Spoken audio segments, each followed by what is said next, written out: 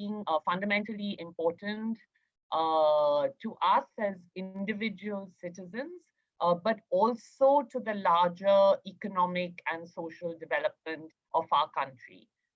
And of course, preserving the fabric of democracy and the rule of law. So with that context in mind, looking at really how it's delivering now for us as citizens and for the country across the pillars of the courts, the police, the legal system, and especially legal aid. Ranking. I did a presentation about it and how Odisha stands. And Odisha does pretty well across the pillars. I think the area where it gets pulled down is on the issue of legal aid, where I think it ranks about 13th. And so it's really good to have the law secretary here, because the whole idea of doing this was to actually try and make sure that over the next few years, we could make improvements. And we'd be very happy to work with the state government. You'll see that there are several indicators to look at how we could do this so that the justice system as a whole delivers. And very happy to have you here with us, Justice Lokur. And you'll see that, and especially in today's context, again, everything, issue of justice gets forgotten about. And I'm not sure what is going to the fact that we already have so many pending cases in court, the fact that the police is now being diverted, what implications there are and will be on the delivery of justice. I think it would be good to maybe towards the end of the session think about that and contemplate what we might in the next edition of the Justice Report include, especially for 2020. So I will hand over now back to Vale, but thank you very much again, Professor Rao, and we hope that we can continue to work with you to improve and take forward the issue of the delivery of justice in the state of Odisha. Thank you, Shireen. Thank you, Shireen. Thank you very much. Now, I'll just ask my colleague, the lead researcher of the report, Niyati Singh, to present the report. It's a short, I think about 15-slide presentation. Niyati, are you ready? Yes. Thank you, Bala.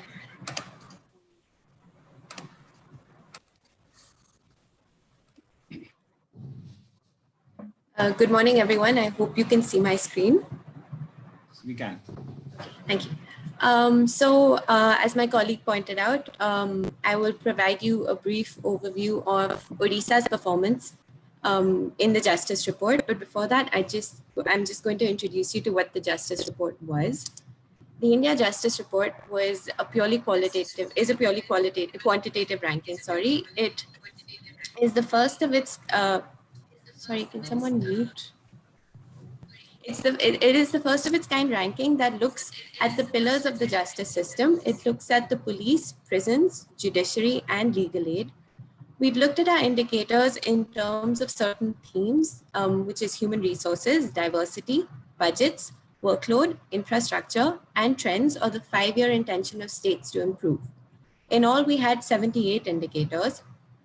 20 of them were in the police, 21 were in prisons, 24 were in judiciary, and 13 were in legal aid. One important point of our methodology was that we wanted to compare only like with like. So we couldn't compare, say, a Sikkim to an Uttar Pradesh. So we clustered our states on the basis of population. The first cluster was of 18 large and mid-sized states that had a population of over 1 crore. The second was of 7 small states which had a population of below 1 crore. And the third and fourth cluster, which weren't ranked, but information was provided for all states and UTs, was of 7 union territories and the 4 AFSPA states of Manipur, Nagaland, Assam, and Jammu and Kashmir. The following were then the rankings. Maharashtra topped our ranking with an overall score of 5.92. If you notice, it doesn't even reach a 6 on 10. This was followed by Kerala and Tamil Nadu. Uttar Pradesh came last amongst our large and mid-sized states with a score of 3.32. Mapped against the small states, you'll see that even Tripura, which came last in this cluster, scored more with 3.42 than Uttar Pradesh did. But the main question and why we're here is, how did Odisha do? So Odisha ranked 7th overall. Its performance was mixed in that it did get a good rank of 5th in terms of prisons, but it was somewhat lagging in its legal aid pillar, where it received a rank of 13th. The state definitely has the potential to be in the top 5. It does better than most other states in terms of its human resources and diversity.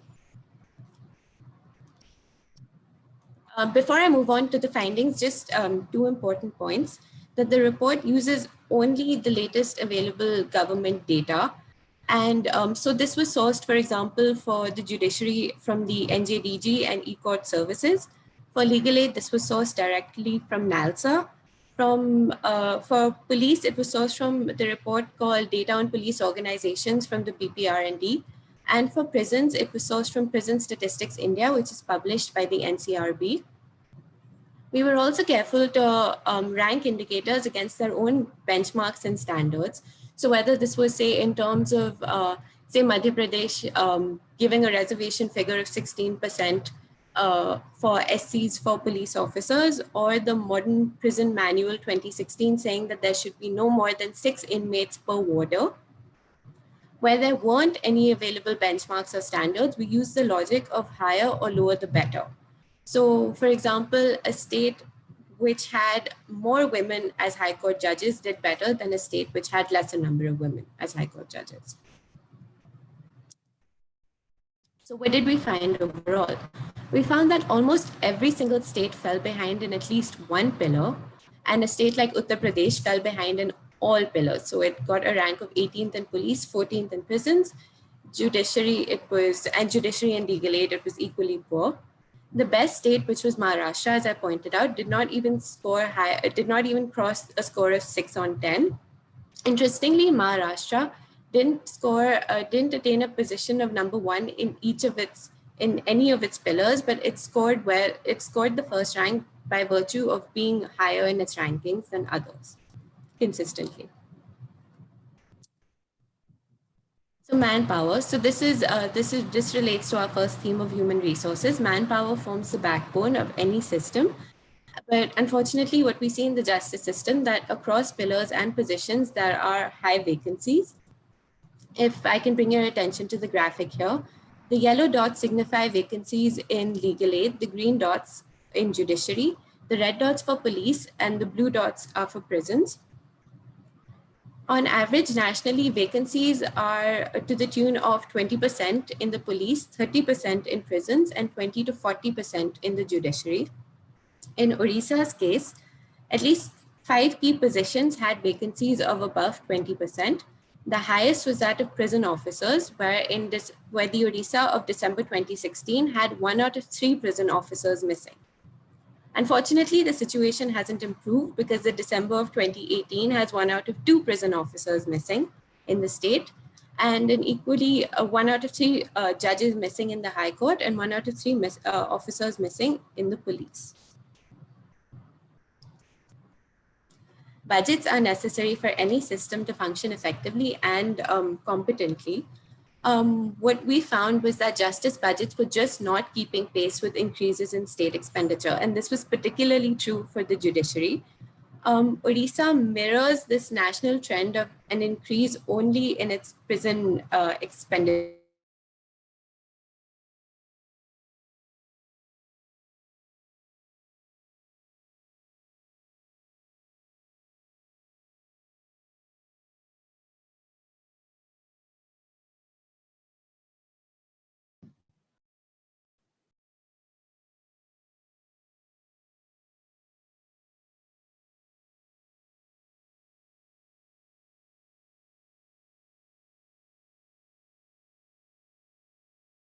I'm sorry, everyone. I think Niyati's system has hung, the network issues.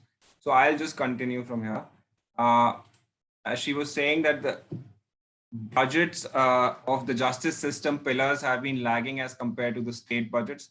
For the first time, we looked at this particular indicator with the help of our colleagues at CBGA who advised us on this. So this was a new way to sort of look at how well the justice system is financed. Can anyone hear me? I think, Maya, can you hear me? I can hear you. I can hear you. You go on. You're very clear. Right. Okay. This is women in police. Now, as everyone, I mean, I can't really overemphasize the importance of having a diverse police force, and especially a police force that has enough women. So we try to look at the share of women at the moment. That is a separate indicator. We also calculated basis the present rates of recruitment in different states. How many years will it take for every state to reach that aspirational figure of 33%? So this graphic essentially shows that, and you can see it state by state. I mean, everybody is going to take a long time, and Odisha is going to take about 111 years if it continues to recruit at the same rate. And some states, I mean, Jammu and Kashmir are going in thousands, and every other state is at least a good like 30, 40 years away.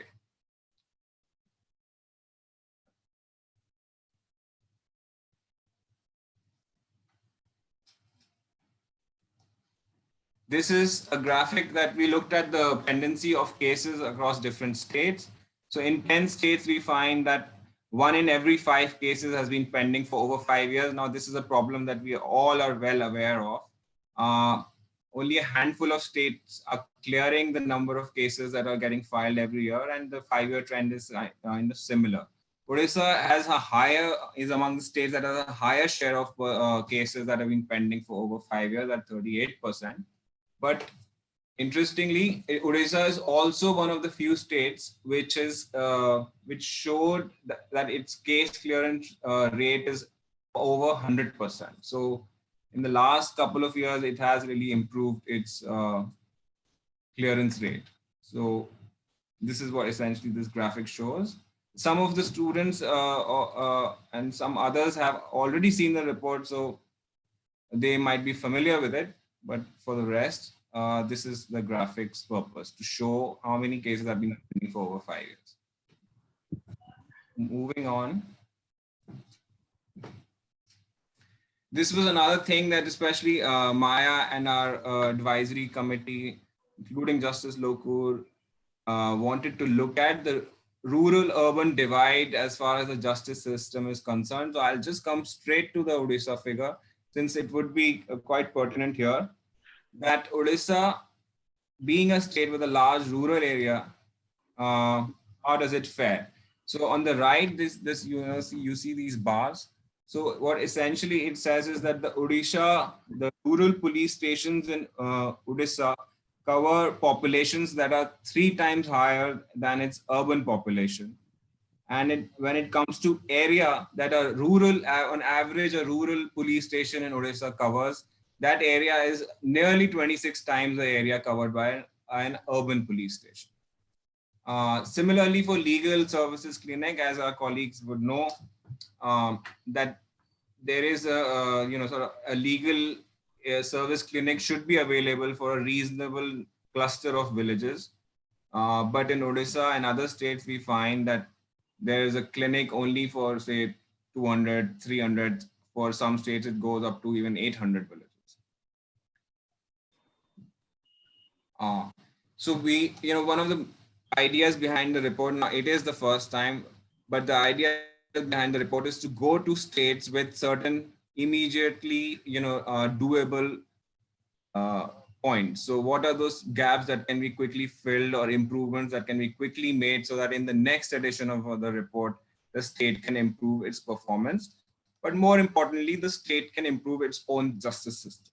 So here we thought in police, we could highlight the utilization percentage of modernization grant, which at the moment is it's just about half, that this can be improved.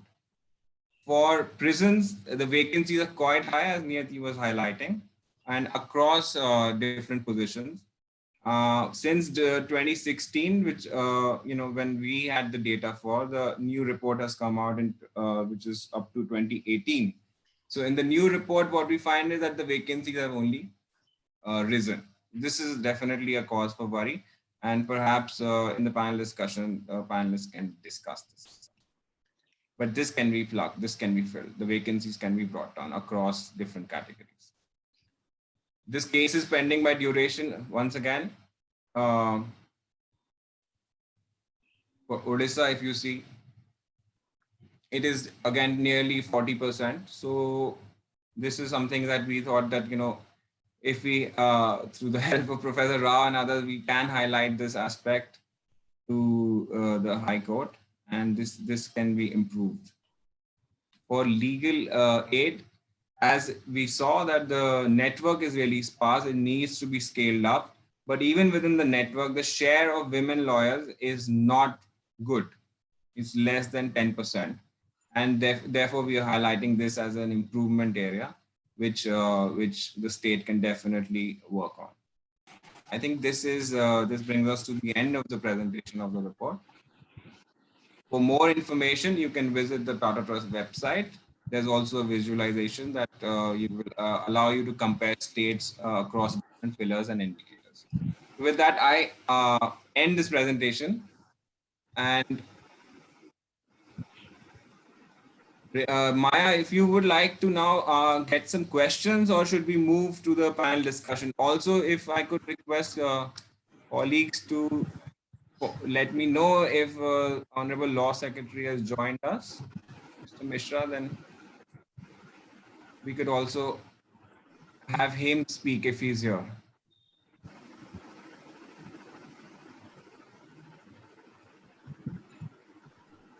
Yeah, if Mr. Mishra is here, I think it would be lovely to hear his reaction to the report.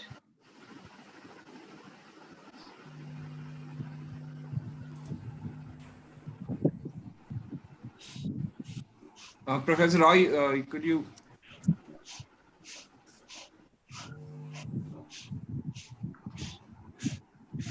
Not sure. Maya, should we then?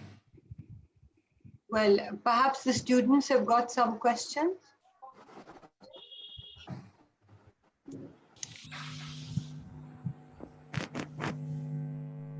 Hello.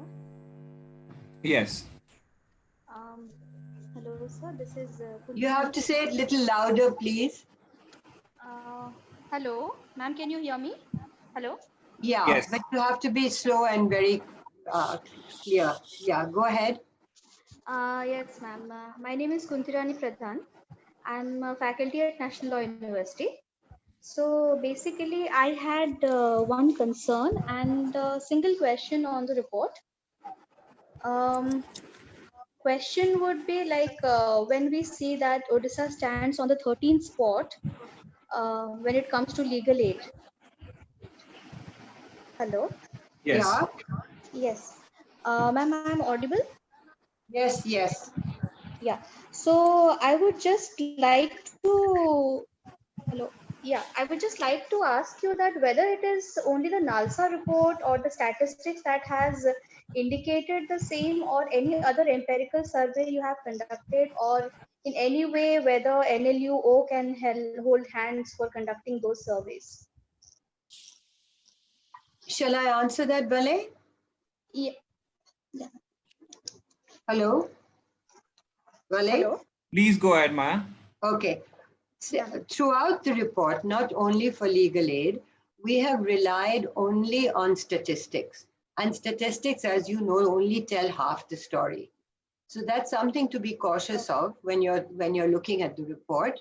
The report, and this kind of report, would benefit greatly from universities like yours in the different states, joining together with maybe other universities and making a consortium, other law faculties making a consortium, and working with the areas around you to find out what is the public satisfaction with the service that is being rendered, whether it is by legal aid or I think someone like Dhirendra Pandey and his work on his organization have looked at this from the point of view of some public satisfaction, along with statistics which are taken from secondary sources. So the answer to your question is we did not do that, but this report is definitely a baseline and an invitation Yes. for many more local initiatives that could then do a great deal of local advocacy, not only at the state level, but also at the very local district level. How satisfied are they with the justice services that they are getting?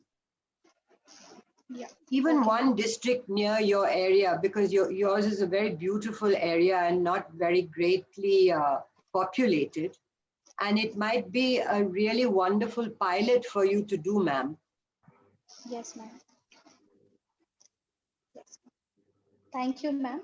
Thank you. And I would share a concern if I am allowed to, Of course. because I have been associated with the legal aid clinic and also the clinical legal education course since 2015.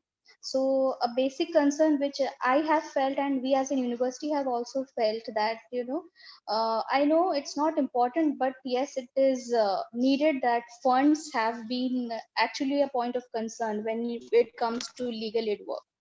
So how do we, like, I don't know whether it might be crowdfunding, or I don't know what is the way out, so that we can generate funds for any legal aid work or any sort of legal awareness programs, or whatever we do related to legal aid, ma'am. Again, I have no magic bullet to offer you, and perhaps Justice Lokur and others would like to jump in here.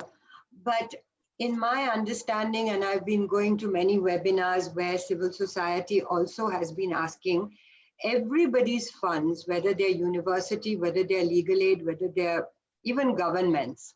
I understand that Odisha is also asking the central government to give it its own GST funds at this moment. So funds are going to be a huge issue. But I think that for that, there's no good in sitting around wringing your hands. What you really have to do is think about, what did we do before? We did a lot of pro bono work. And we depended a lot on volunteerism. And if you look at the way that civil society is responding to the COVID, responding to migrant workers, responding to the lack of food, to starvation, to medicine, in every way, they're not thinking about, where am I going to get this project from? They're just doing what they have to do. And I think it's in that spirit that you have to do it. Justice Lokur, would you like to add? Yeah, thank you, Maya. There was a complaint quite some time back, meaning about 2 years ago, 2 or 3 years ago, that the funds that are being made available to the legal aid authorities, the State Legal Services Authority or the District Legal Services Authority, they have not been utilized. And in 2018, that's for the year 2018-19, the government decided that they're going to cut the budget of NALSA, substantially, because they said that, we're giving you money which you're not utilizing. But then, there was a discussion with the then Justice Secretary and the Law Minister. And finally, the budget was restored. One of the problems really is that there is no planning on how to utilize that budget. In the sense that it's okay to say that, Lok Adalats will be held, or legal literacy camps will be held, or paralegal volunteers will be asked to go and visit different places and so on. But I think what you can do, certainly, is, have a sort of a document or some kind of a plan for the entire year, and give it in advance to the State Legal Services Authority. All right. So that they can then project it to NALSA for their budget. For example, if you are planning to spend, say, 2 crores in the year 2021, all right. Now, in the year 2021, ideally, you should have given it in January 2020. That in the year 2021, I'm going to spend so much, 2 crore rupees, and this is how I'm going to spend it. So by the time the budget gets cleared, towards the end of March, they would have had 3 months to discuss your requirements and make the amount available. But anyway, 2021 is over, but you can certainly plan for 21-22. But even now, there is money available. A lot of money has not been utilized, unfortunately, because of this COVID problem. COVID situation. So paralegal volunteers have not been going. Lok adalats are not being held. Kaan mein aayege? So there is going to be a lot of money that's going to be left over. So I would suggest, that even now you prepare a sort of a plan, give it to the State Legal Services Authority. Don't exchange letters, because correspondence takes its own time. Just take a meeting, have a meeting with the, member secretary, and say this is what you would like to do. Thank you so much, sir. Sir, now I would request the Legal Aid Society active members to have an interaction, or they had certain questions regarding this IJR report, because they have gone through the report and it's very interesting. So Hitar Sharma is the convener of the Legal Aid Society. Co-convener is Suman Soren, Anjali and Himani. These are the 4 active members of Legal Aid Society. So they will be interacting, or they will share certain concerns regarding the report or whatever issues they have. So, okay, thank you. Thank you for that. I will unmute everyone now because I cannot identify Mr. Sharma and Mr. Soren, but I will request them to then start speaking, and I will then mute them. So, Mr. Sharma, if you could please start. Yes, good afternoon, everyone. I am Hitar. So I went through the report of India Justice Report, and the major problem that I identified regarding the justice delivery system is the lack of infrastructure. So during this time of pandemic, we have went a step ahead, and judiciary has went ahead a step and initiated virtual courts. So can virtual courts be a substitute to the infrastructure problem, and at least civil cases can be heard so as to reduce the burden and expedite the process of justice delivery?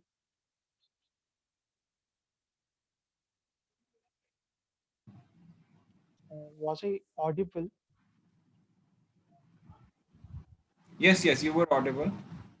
The question is to Maya and Justice Loku. Yes, sir.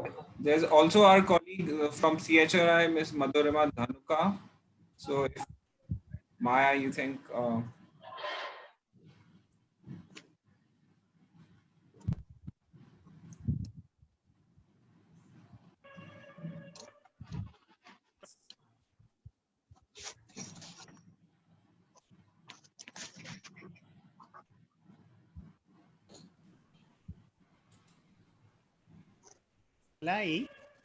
Meanwhile, please. Meanwhile, if there is, Go ahead. Krishna, Maya, go can ahead. I just make a small intervention? I think my colleagues have raised about some of these issues which we have been facing for more than 3 decades. But more than a budget, I agree budget is important. More than a budget, the coordination of the law schools with the legal services clinic and the selected legal support groups would really benefit in working on these 4 pillars and improving the standards of justice, at least to begin with. Whether it's the paralegal volunteers, whether it is the Lok Adalat, whether it's the Gram Nyayalayas, whether it's a community dispute resolution, community mediation, what we need is a linkage, a collegiality What is required? I think budget is a later we can think about. I don't think much budget is required at this moment, but that collegiality is missing. That's what I think I would see. First time this, I must appreciate Tata Trust for this timely report, which we have been working on several sectoral level, but putting together all the 4 pillars of justice, analyzing based on some of these issues we never looked at: budget, human resources, diversity, workload, several of these, putting this together at the national level. And now the next step of Tata Trust with Justice Lokur and all of us, we have to come together and see these linkages are set up. Then we can slowly work out, because the legal aid for the law school clinics, we need more passionate faculty, staff, and groups coming together. I think that's where I would see the major challenge. Hope my colleagues in the next session will bring some of these issues. Yes, Maya. I was suggesting, Krishna, that you also answer, because I can't see Justice Lokur at the moment. Could you speak to the Justice question? Lokur is there, Maya. Okay, well, both of them then, could they speak to their own experiences and what they feel theoretically even about the use of technology and video conferencing as a means of better delivery of justice? Not just courtroom convenience, but the better delivery of justice. When we were just discussing this yesterday, we received a letter from the Department of Justice, particularly the Joint Secretary. Now they are willing to give some budget to all the national law universities to set up pro bono clubs. That's an interesting, yes. Yeah, and the question that Mr. Sharma asked, Madan, would you like to reply? Yeah, I was actually not very clear about the question. If I can paraphrase, he was asking that given the lockdown, etc., as a sort of disruptor, the use of technology and video conferencing, etc., is it going to be an enhancement? Is it going to be at least some part of the solution? In the context of legal aid, or in the context in the context of courts? I beg your pardon. Yeah. Is that right, Mr. Sharma? Have I said it correct? Yes, ma'am. Yes, ma'am. Okay, go ahead. Yeah. Yes, Mr. Sharma. Of course, there is going to be a lot of use of technology. There's no doubt about it. But there are two things that one has to be conscious about. One is that the Bar Council of India has raised some kind of objections. They are partly correct in the sense that in the small talukas, there's a problem of internet connectivity. Even here, we are facing a problem of internet connectivity. So to have video conferencing is not going to be easy, right? But in the cities, certainly it's definitely going to be of use. But the question is of management. Can I tell somebody that, listen, your case will be heard only from 11:30 to 12, right? And at 12, I'm going to switch off, and somebody else is going to come on the line. Okay, now, we are not used to that kind of practice in the courts. So I think this is, going to be a challenge. It's more of in the cities, it's more of a management challenge than a technology challenge.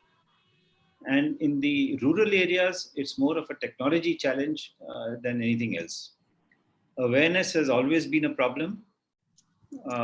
And familiarity with the medium, that's also going to be a bit of a problem. So, but yes, as I see it, there doesn't seem to be much of an option, but to try and shift gradually to more and more technology. But please remember one thing: technology cannot substitute open hearings. It can only supplement it, to some extent. but beyond that, it's certainly not a substitute. Okay, I hope that answers your question.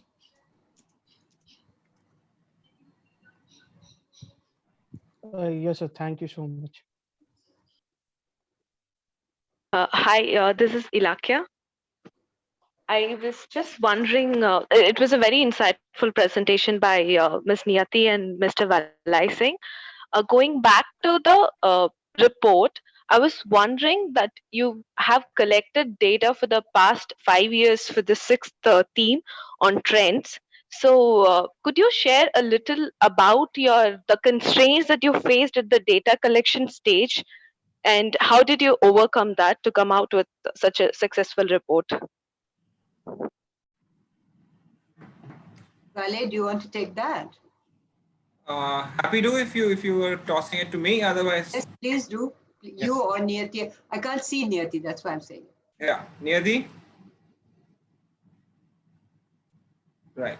So no, Ilakia, we did face a lot of problems with the data, especially for some pillars such as legal aid, where in fact trendable data does not exist in the system itself.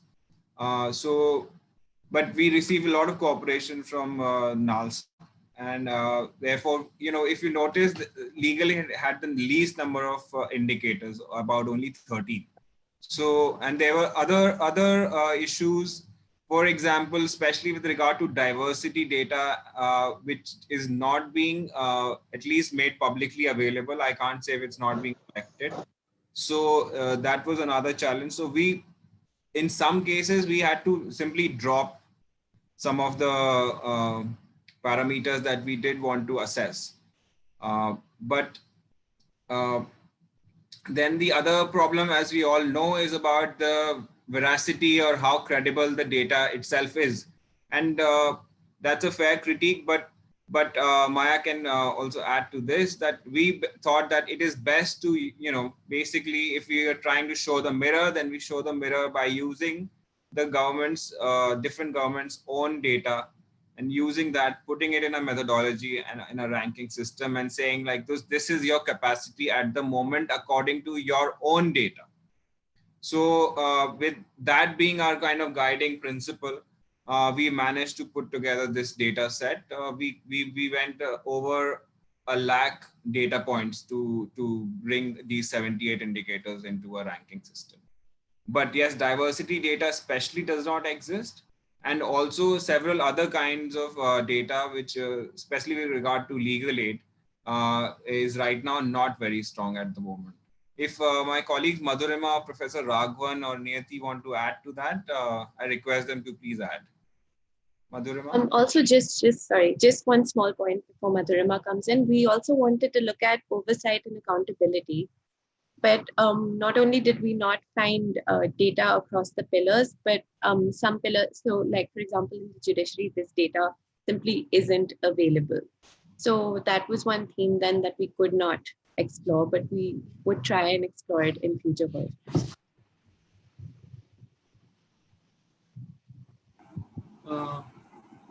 Yeah, Professor Raghavan, please.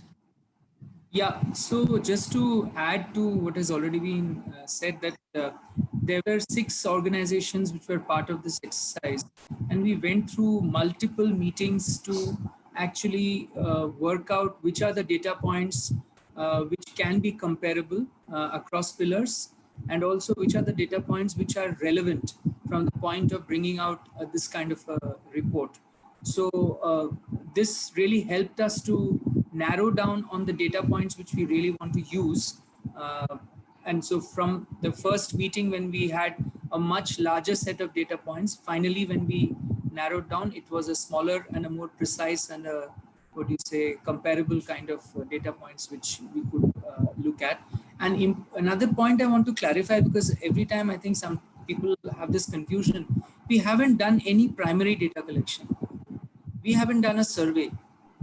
We haven't gone and met people and talked to them and from them got the data. This is only based on data which is already available in official reports.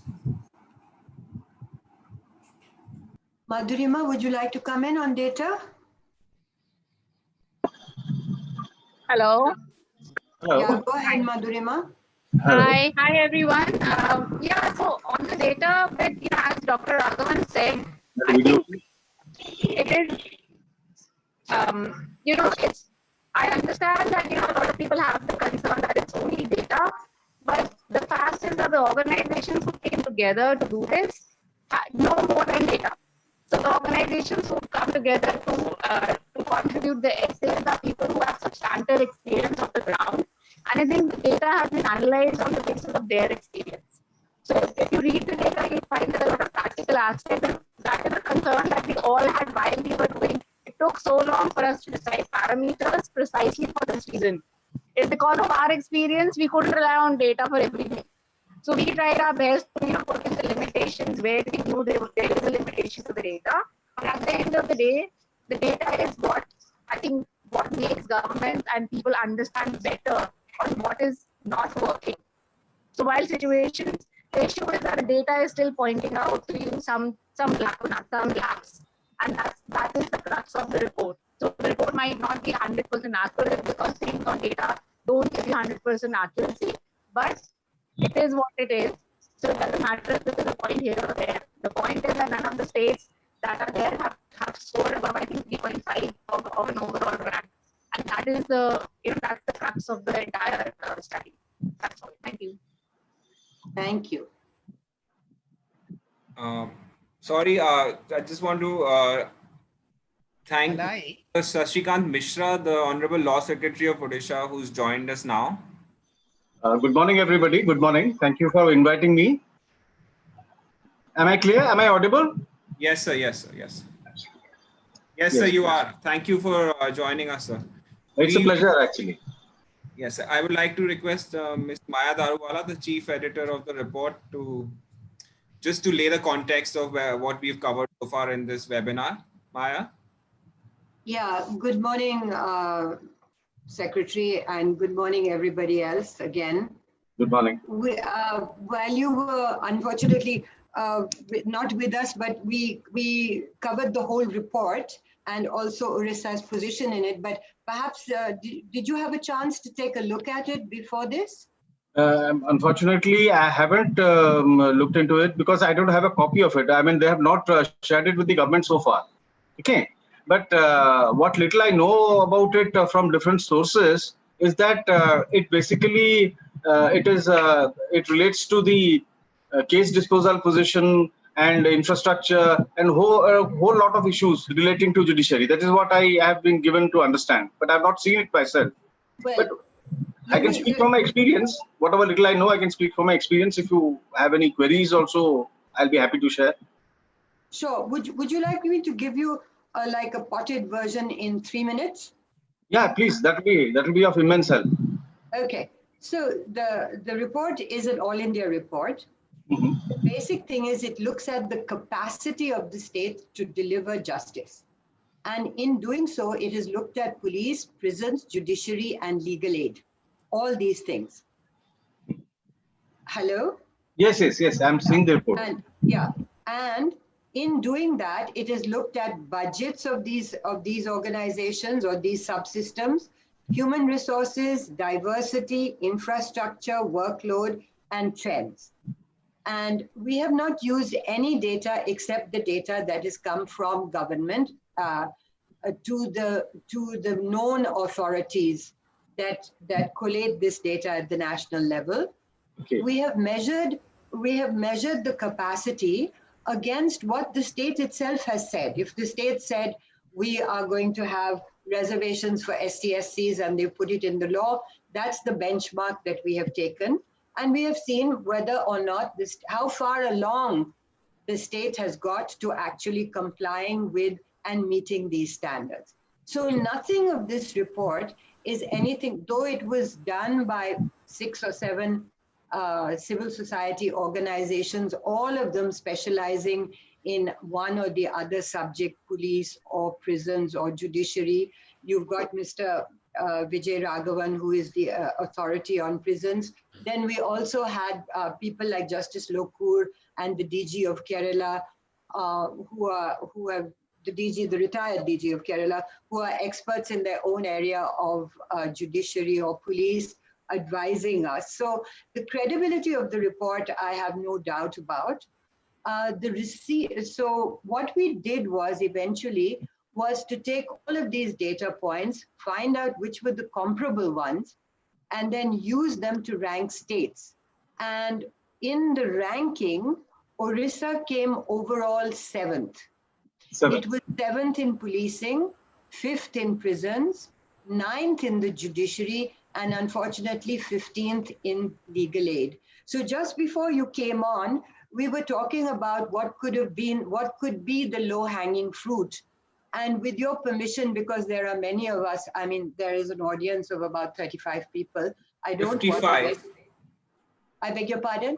Now over 50, man, sorry. 55 people. I don't want to waste their time because we have gone over this before. But if we could perhaps have a one-on-one or one-on-three conversation with you about what the low-hanging fruit are afterwards in the next 2 or 3 days, and tell you what is possible for Odisha to immediately increase its ranking vis-a-vis other states. Ma'am, can I just interrupt for a moment? Yes, of course, of course. With your permission, of course. Now, what I was just looking at, one of the templates that you have shown relates to legal aid clinics in villages, legal service, one legal services clinic for 256 villages. I'm not sure this figure is right. Why? I'll tell you. Having worked with the Legal Services Authority of the State Legal Services Authority for more than 3.5 years, so I have some idea about the legal aid clinics that we used to establish then in different villages. That is one part. There is another parallel. There's a government initiative called Madhu Babu Ain Sahayata Sibir. They also have legal services clinics manned by 2 lawyers. It is at the Gram Panchayat level. Now, we have probably out of 6,000 odd panchayats, Gram Panchayats in Odisha, we have covered around 30% of the Gram Panchayats.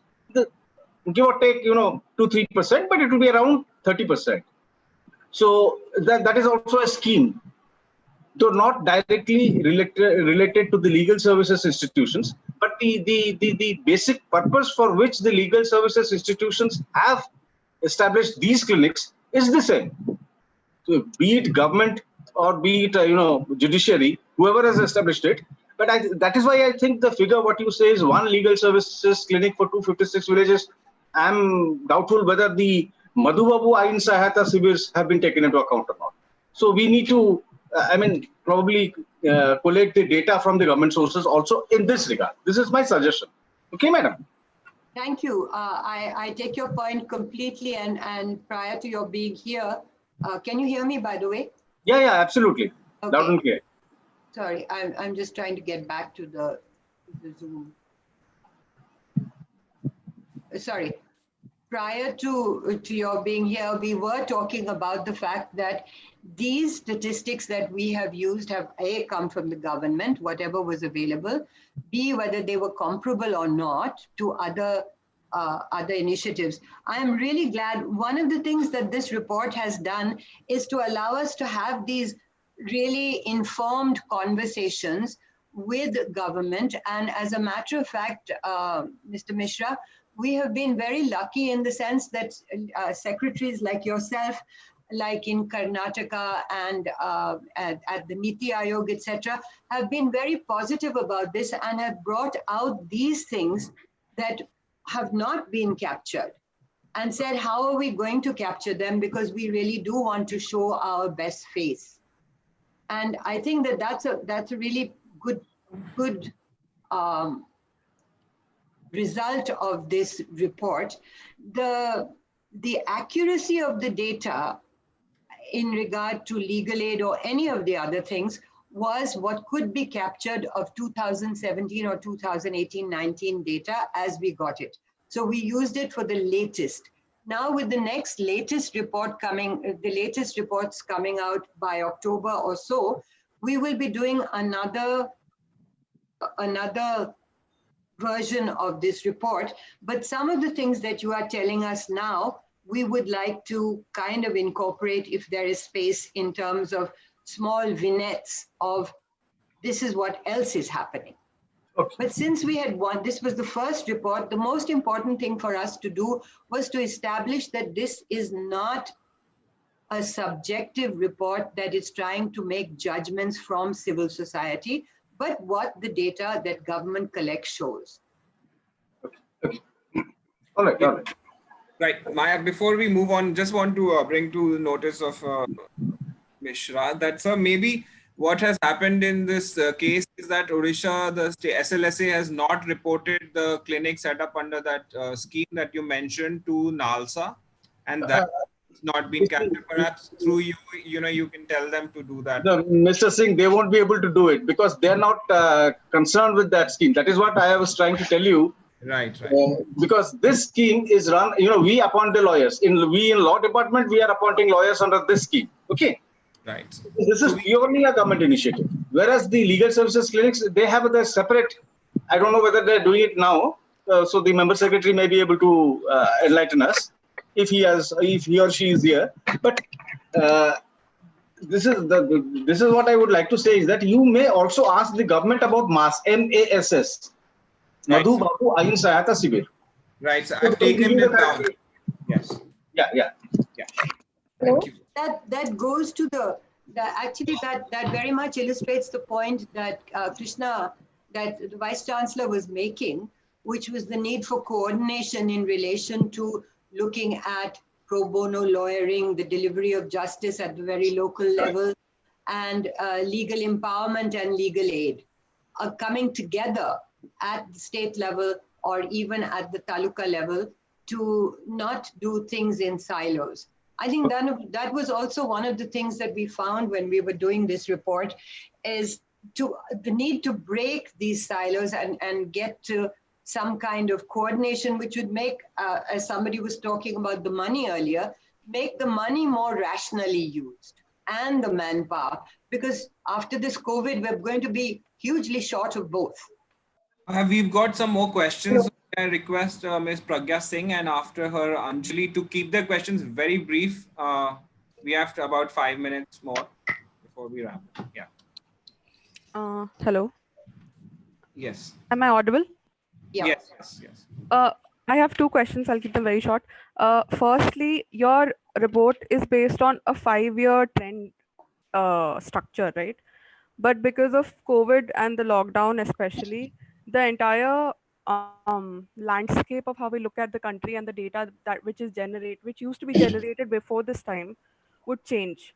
So I would like to ask how you are looking at it, because you're going to make another report, right? So how are you looking at it? How are you changing those parameters? Pralay, you want to take that? Or Vijay?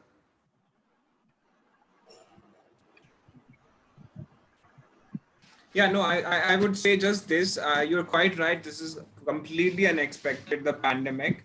But what we did try to look at certain parameters within the existing framework that could capture the response of states to the pandemic. We are still in that process.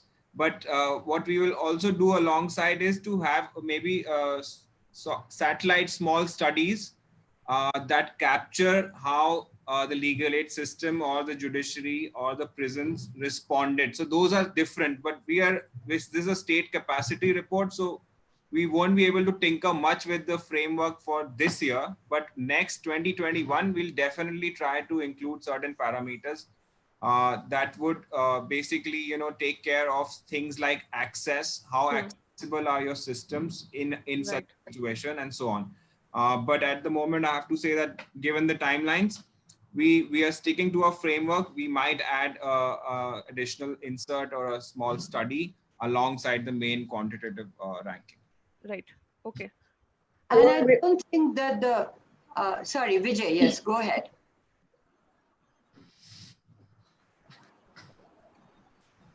Who was that? No, I think that was Anjali. That was me. Okay. I just wanted to say that, the collection of data and the way that it has been collected, etc., is these are statutory requirements and ongoing requirements that have to be fulfilled. So they will keep on coming in.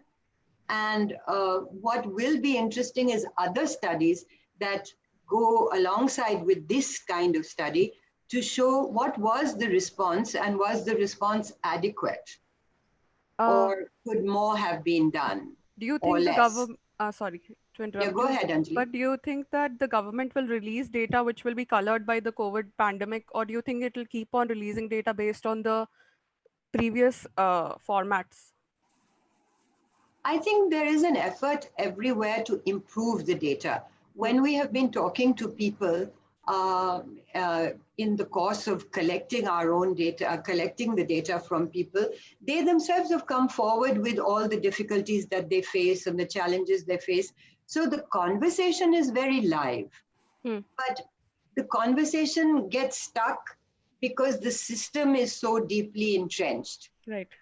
So we have to move that. I really hope that there would not be any kind of temptation to hide or to color the data, but to tell the truth in what happened during this time, because nobody is going to fault find with anybody about something that was visited on us from outside. But the response of it. The response to it will have to be the response to it. If you hide now or you make a mess now, you're going to... Sorry to interrupt, but I think because Mr. Mishra is here, I feel that he's best placed to also weigh in on this question. Absolutely. Like, for instance, yesterday we had a detailed, very long, in fact, video conference meeting concerning around involving 6 or 7 states with the Department of Justice. Now, one of the issues raised there was this, what are the numbers? I mean, what are the number of cases that you have been disposing of during this pandemic by using virtual courts? We are on virtual courts now. Almost every high court is using this technology, new technology, and they are running the courts on virtual mode. But there's a problem with the subordinate courts because the technology has not been able to be implemented to that extent as we have been able to do it in the high court. Now, as I was just, hearing everybody speak, the other states also, we have been able to, like, for example, in Odisha, I was just hearing my colleague, the Registrar General, was giving the figures. We have been able to dispose of around 5,000 cases during this COVID-19 using virtual courts. So I think data will be available, and ultimately this data will go to the National Judicial Data Grid. So I don't think we'll be able to, we are in a position where we can doubt the data very much. We can always cross-check, of course, because there is a tendency of duplication. There's a tendency of duplication. Sometimes the wrong data goes to the grid also. But these are not very, these are not issues which can stall the entire exercise. This is what I was just trying to say, Mr. Singh. Thank you, sir. Thank you. Maya or Professor Raghavan, you want just... No, I'm good. Yeah. So we can move to the next question. Anjali, if you can please ask. Good afternoon, everybody. This is Anjali from National Odisha.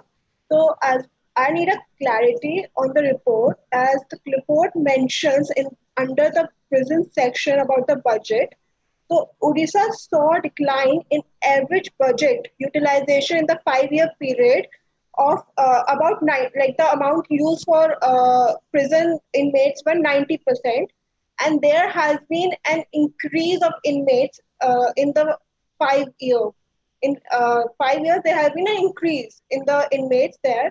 So the report that equals to the math that the expenditure on inmate has been increased, like per inmate expenditure have decreased, but the report mentions that Odisha has improved upon spend per mate, that is 1.2%. So that's some maths I can't get. Can you please clarify about it? Am I audible? Yes, you're audible.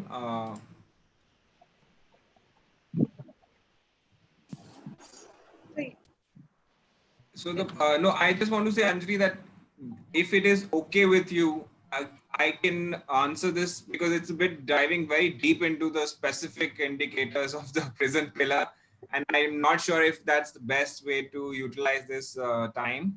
But I will come back to you if that is the only query you have. I will come back to you by 4 p.m. or something on that. And I can just, even though it's not my domain, but as district judges, we are required to visit jails. This is there that this issue has come up. You know why she was referring to the increase in budget per prisoner, because you know in Odisha, I was district judge of Keonjhar for from 2016 to 2017. So there, you know, the prisoners, they complained. They said that we are not getting enough food. We are almost starving.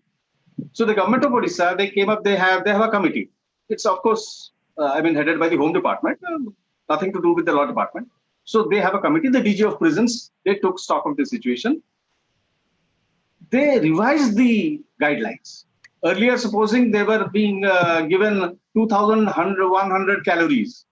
Just to give you an example, I don't know the exact figure. They increased it. So that may have entailed some extra expenditure per prisoner. But I think the Home Department would be, or the Prisons Department would be the best to shed light on this. Thank you, sir. Thank you so much. Thank you. Mayank, if that's okay, can we take one last question?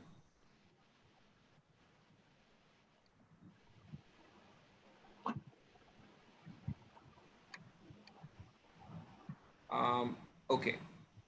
May I request Mr. Satyadarshi to ask the question, please? Am I audible? Yes.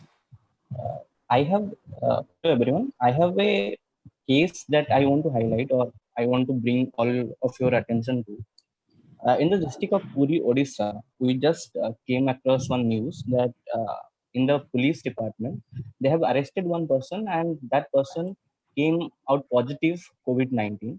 And for that, they have to quarantine all the police officers. And also, he has affected a few under trial prisoners.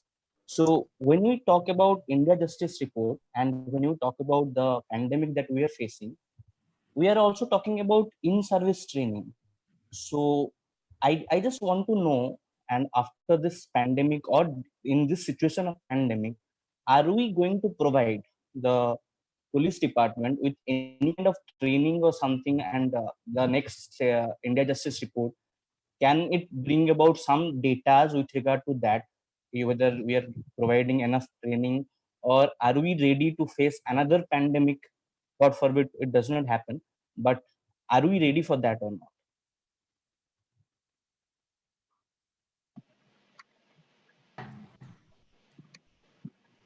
Who wants to take that? I think in the context of the report, Maya, you can take it, but I believe Mr. Panda is also here, and also Ms. Meera Borwanka joined us. But I'm not sure if you heard the question. Maya, why don't you, or Professor Rao, if you want to take on the question, since it is a very state-specific thing. Yeah. Yeah. Is Professor Rao with us? Yeah. Yes. Yeah, Maya. Yeah. Krishna, for you. Yeah. In fact, some of these contemporary challenges will be coming, and we may have to rethink about the new strategies. As you said, how much of technology we could use, how much of virtual courts we could use, how much of hybrid methods we could use. One thing which is very passionate for me is unlock all prisons. When you are speaking about a virtual courts, I am glad that Law Secretary has mentioned about 5,000 cases have been disposed even during this pandemic in Odisha. But why not unlocking the prisons? Why not virtual courts have been used for releasing the under trial prisoner? This is not now we are speaking. We have been speaking about even before Criminal Procedure Code is amended, 436A, Bhim Singh case and several others. Why don't you use? I think that's where maybe in the next report, along with the conventional methods of strategy to both four pillars, we may have to rethink on how much of technology, very minimal, because we are speaking about both whether the high court level, at the cities level, and the rural level, how much we should do. In this, I wanted to underscore and highlight again that there is a need for collegiality between all the three pillars and the other stakeholders. I think that's what where we will be able to at least to move one step forward to cater to this massive justice gap which is existing. I think Law Secretary is right. We have a very interesting Madhubabu Ain Sahayata Kendra, about 300 gram panchayat. It may not figure, but it will definitely will figure in the next report. But what we want both with the Law Secretary and all others is, how do we work with these 300 gram panchayat? Why don't you use the law school which is available? You have a students, faculty coming from all over India. How do we work with all these and help reach out to these gram panchayat? In that process, we will also educate law colleges in Odisha. So we made some attempts. What is required? Concerted. All of us have to come together on some of these issues. And you rightly said yesterday we have received a letter from Department of Justice where they have asked all national law universities in India to set up pro bono clubs in the universities, and they're giving some money to help in, they mentioned 4th and 5th year students. Use the 4th and 5th year students in resolving access to justice issues. We know Law Secretary was a very progressive person who was a former member secretary of the Odisha State Legal Service Authority. During his time, we have set up 3 village clinics, legal aid clinics in 3 districts panchayats.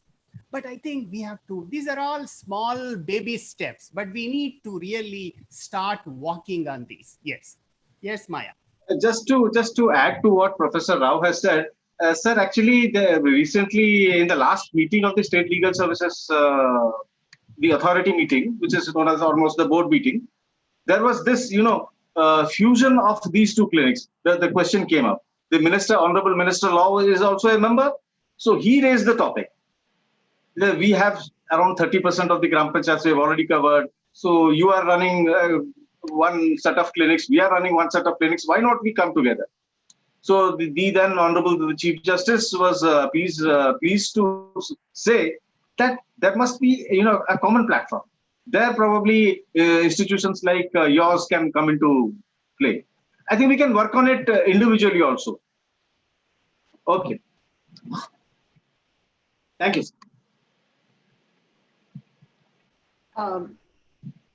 Vale, may I bring in Meera Borwankar and then Vijay for very short interventions on the issue of police training and on prisons. Meera? You have to unmute yourself. Yeah, now you're fine. Thank you. Thank you. You want to just introduce Ms. Borwankar, Maya? Because, yeah. Ms. Borwankar has been in the police all her life. Then she's retired now. She was the chief of police in Pune, and she was also in the BPRND, right, Meera? And DG Prisons, Maharashtra. I will introduce myself, Maya. Yeah, I was DG Prisons, Commissioner of Police Pune. I have done 2 districts as District Police Chief Satara and Aurangabad, and I was Joint Commissioner Crime Mumbai, and I retired as DG BPRND. So about police training and prisons training, since I have worked in both, I would say at all India service level in IPS, we get the best international standard of training. Direct device Ps get a little lesser than IPS maybe. Sub-inspectors and inspectors get very good basic training and some in-service inputs. Constabulary has literally 0 in-service input, and prisons is worse than police training under all heads. So yes, we have to improve the training of the field level workers much more, and for that national law universities, colleges and institutes like TIS, from where Vijay will speak next. Like Vijay works very closely with the prison department of Maharashtra, and we take so much input from them. So I would say that academicians should take the initiative and reach out to police and prisons. Thank you. Thank you, Meera. Vijay, would you like to come in? I thought this issue is very, very important, the issue of training. And the person who's asked this question has asked it in the context of COVID preparedness or disaster preparedness. So that's a much more nuanced kind of training. I mean, like Ma'am Burwankar has said, the overall standard of training given to, in-service training given to staff and officers in prisons is quite bad. So when we are talking of disaster preparedness training, then we are talking of another level altogether. We, as part of a coalition of organizations working on prisons, are actually working on a draft of coming up with a disaster management strategy for prisons. When we prepare this note, we want to share it with the National Disaster Management Authority, because if it comes from NDMA to all the prison departments, it might be taken a little more seriously, is what we are thinking of. Yeah, just Vijay, one small intervention. Yes, I think I was just looking at the India Justice Report, Odisha Judiciary. There's a one thing the Odisha Judiciary has not used is the budget for capacity building, innovation or experimentation. I think you are right. This could be used both to deal with the ordinary general problems relating to all the 4 pillars of justice, including how to deal with the disaster management prone issues. Yes. And I must acknowledge Odisha is a far, far above in the disaster, because they have seen so many disaster. Disaster management force and disaster management functionaries are very good and proactive. But what is required is, I think we need to focus both on traditional capacity development and how to deal with, hopefully this type of issues will not come in future, but how do we deal with technology and others? Yes. Vijay, my request would be that instead of preparing this report or a training module and then approaching NDMA, you should do that during the process, so that their thoughts are a part of your report or your advice, your recommendation. And we are not doing a training module, ma'am. We are just preparing like an SOP of what could be done during, what are the things that be kept in mind in a situation when it comes to prisons and custodial institutions. So if you... Yeah. Still, I would say during the process, you please consult NDMA. During the process of it. Okay, ma'am. Okay, ma'am. If just need everyone's attention, Maya especially, I would just take one last question. This is from Hemlata Verma, who works with the International Center, ICRW. And this question is for either the, Mr. Mishra, the Law Secretary, or Professor Rao. The question is, in Jharkhand and neighboring state, SLSA has an initiative with women's groups to train frontline workers from women's groups for referral to the legal system. What do you think about such initiatives of paralegal aid? So SLSA is training frontline workers from these women groups for referring cases to the legal system. If you have any thoughts on such initiatives, paralegal aid. Should I answer it, Professor Rao? Then you can supplement me. Sure. Yes. You see, actually, I am not fully aware of the Jharkhand model, but I can share with you my own experience. When I was member secretary, maybe 3 years back, this is actually an initiative of NALSA. This paralegal volunteer thing, they call them the barefoot lawyers. Yes. So at that point of time, maybe 3 years back, we had a workforce of around 5,000 paralegal volunteers. And quite a lot of them were women. They belonged to the community. They understood the problems of the community. They didn't need any training as such, but we had a module NALSA, in fact, NALSA had a module of training, which we were imparting from time to time. So I think it's a wonderful initiative. If Jharkhand has been able to, formalize it, then there's nothing like it. I think the member secretary, the present member secretary of the State Legal Services Authority, if she is invited, I think she will be able to shed much light on it. I think Law Secretary is correct.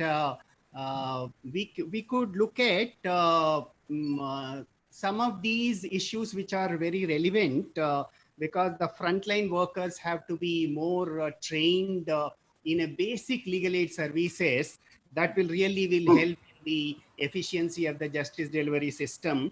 In fact, if you look at the child helpline, that's one of the excellent. In fact, it started with the TIS, Tata Institute of Social Science, Bombay, for the first time has contributed. And we have done some of these initiatives, but what is required is maybe at the state level, with the law secretary now being there, we could look at, we will study much more carefully the Jharkhand Legal Service Authority initiative. We will also try to fine tune is use helpline. In fact, Maya most of the time used to say, why don't we have a legal aid app? I think law secretary should take the initiative. Let us have a legal aid app developed. Right. So we could help you bring in technology companies and several others. We have our own person from the Farmer Mindtree director who is now overseeing the entire disaster management. So we could take help. I think that would be the better. We should think about some of these, developing a robust helpline for the legal aid. Frontline workers? Yes. I think they have something called Nyaya Sanjog. Okay. Again, that was an initiative of the Supreme Court of India. Supreme Court. Okay. So Nyaya Sanjog, where two or three dedicated lawyers sit as a chamber. It has a hotline sort of a thing, a toll-free number. Anybody, anywhere, I think can call and register his or her complaint, and it will be immediately taken up. Yeah. So I think something has happened. Yeah. Something has happened in this regard. Yeah. No, we can use Bakchi, who is here, who has a very innovative, who has a technology, huge mindset, and he is willing to help. I think we should discuss, sir, after this with Bakchi and others. See, some of these we can develop helping the frontline workers, connecting with the Legal Service Authority, Law Secretary, and the law school, so that we can help them in providing the frontline workers and providing and helping them into some of these issues which are coming up. And maybe in future we could think about developing a legal aid app. Yes, that app would be wonderful. I think the app would be wonderful, and it would supplement all that has been done so far. Sure. But for that, I would request whoever is organizing, if you are actually discussing about legal aid, the member secretary should have been here. No, we have invited. No, I have invited, but I think she has expressed some difficulty. Otherwise, in fact, you are happy. Odisha has a brilliant, excellent officials, both in the state government and the judiciary, which are willing to work with us. I think that's a progressive and proactive steps, I would say. Yeah, for all those who are concerned with seeing that justice really is being done. Yeah. Thank you. I just want to say, Maya, that yes, Mr. Umi Daniel is facing some difficulty in joining, but I reached that panel discussions phase. And just now request to open the panel discussion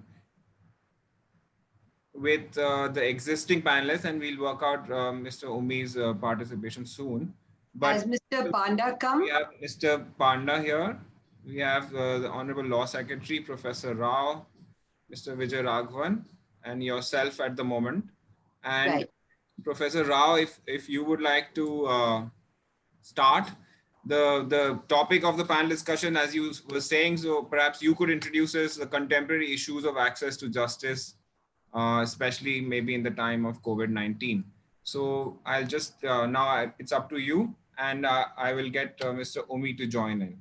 Yeah, I'll just briefly highlight some of these issues based on the 3 pillars. I think some of these I've already made some interventions during this last 1 hour.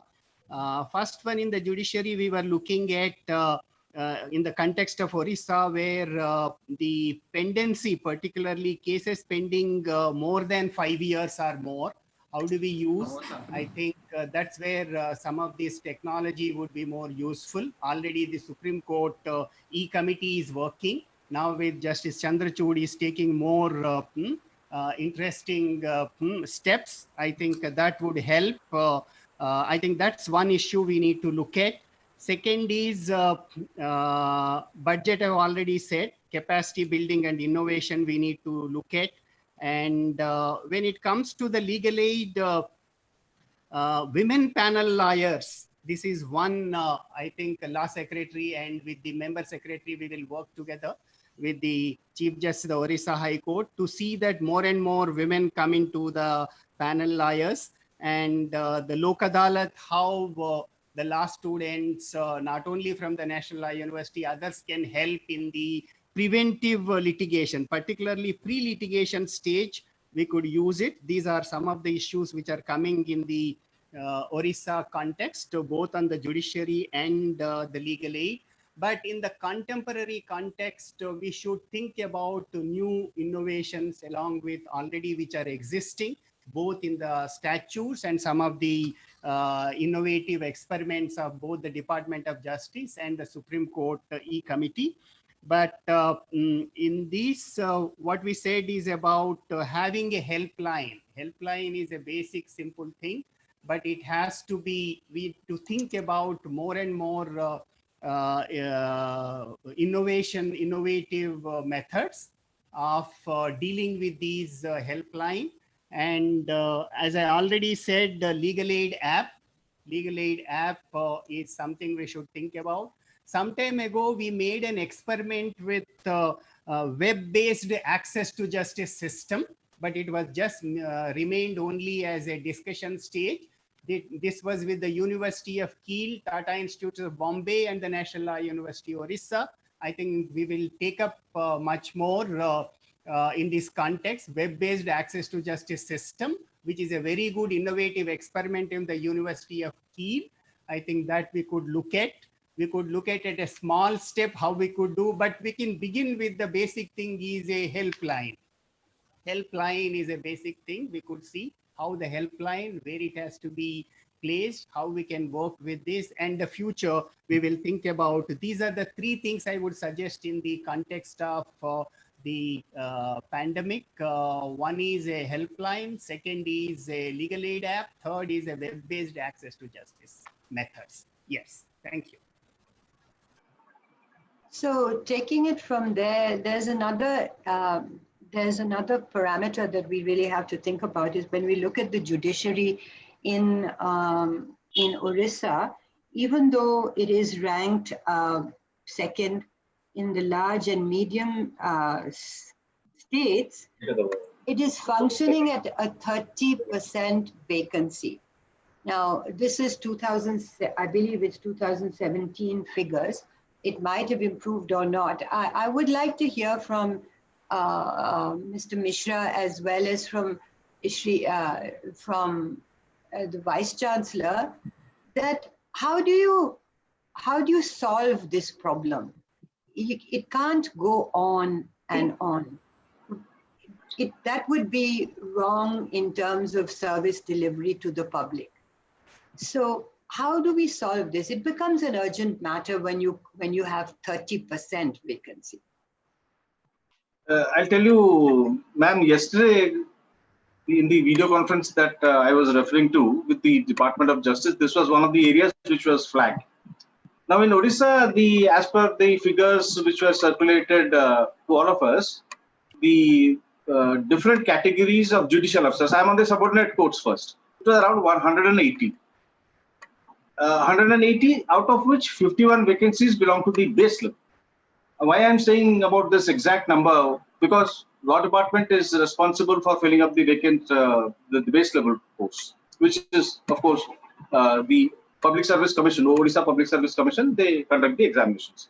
Now, this year, what has happened is the written examinations were scheduled to be held on March 30th, but as you know, because of the COVID-19, they have stopped. This is one aspect. The other vacancies, 120 odd out of 51, whatever remains, they are all consequential vacancies, because vacancies having arisen in the meantime due to promotions and all, the retirement and all that. Now, this is a continuing feature, because people get promoted, there will be vacancies at the base level. And I will refer to one particular decision of the Honorable Supreme Court of India, the Malik Mazhar Sultan case. Malik Mazhar Sultan versus Union of India, the UP Public Service Commission case. But that case is a live case where the Honorable Supreme Court is monitoring the progress made by different states in so far as recruitment is concerned. And the Supreme Court has set guidelines, which we are trying to follow. In fact, I had personally appeared before the Honorable CJI last year, had apprised the position with regard to Odisha. So did the other law secretaries also. No. So what I'm trying to say that this is one area which the judiciary is looking at very, very seriously. And all efforts have been made to fill up the vacancies as quickly as possible. So far as this is subordinate judiciary is concerned. In the higher judiciary, well, that is not within my domain, so I will not be able to comment on that. That is a different aspect of it. But in Odisha, as compared to other states, I believe we are doing quite well insofar as the proportion of vacancies is concerned. Like 180 vacancies, if you look at it today, when we gave the requisition to OPSC, it was not 180. It was just 51 at the base level. Now, in the meantime, it has grown because of, as I said, consequential vacancies, because of promotion, retirement, even death. So we are looking into it very seriously. And there's a committee of the Honorable High Court specifically to look into all these aspects. And they are monitoring it. Have you sort of found solutions that perhaps would go beyond the immediate, like something to do with planning, etc.? Because the chronic pendency in the subordinate courts is large number of cases are pending beyond 5 years, and the average case pendency is 8 years. So, I mean, it's a struggle, and this COVID is not going to help. And again, taking the point that Krishna was making is that, is it enough to be working only as the High Court? As you said, you're not even you would not like to even comment on that, which is perfectly fine. But I think I'm making the case for more coordination and much more planning in terms of looking at, these are going to be the consequential vacancies. So 3 years hence, 5 years hence, what is it that we need to do to repair things now? You see, management systems, and things like that. You have yourself referred to the committee, just as I was going to refer to it. This is not a one man's job. It is dealt with by a committee called State Court Management System Committee, SCMS committee. Each High Court has one. It is headed. It comprises 3 honorable judges. Law Secretary is a member. The Registrar General, Registrar Administration, and whoever is in charge of collecting figures and all. Yeah. Every now and then, this committee meets. They set targets for the subordinate judiciary. How many 10-year-old cases you have? How many 5-year-old cases you have? If this was the figure given at the last meeting, how much has been achieved during this meeting? So it is being monitored very strictly. I can assure you, man. It is being monitored very strictly. Probably the results are not as visible as they should be. But I tell you, the judicial officers are working. Not that I am a judicial officer myself. That's why I am saying. But I can tell you, they are working very hard to reduce the pendency, particularly of these cases, 5-year-old cases, 10-year-old cases. In fact, there was some time ago, there was an incentive given by the Honorable High Court for disposing of these cases. Now, supposing there was a yardstick, if you dispose of a case, I was a vigilance judge. If you dispose of one vigilance case, it will amount to 10 days of judicial work.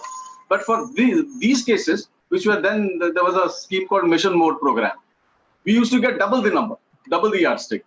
So judicial officers were, they were encouraged to attempt disposal of these cases first. So it is being looked into.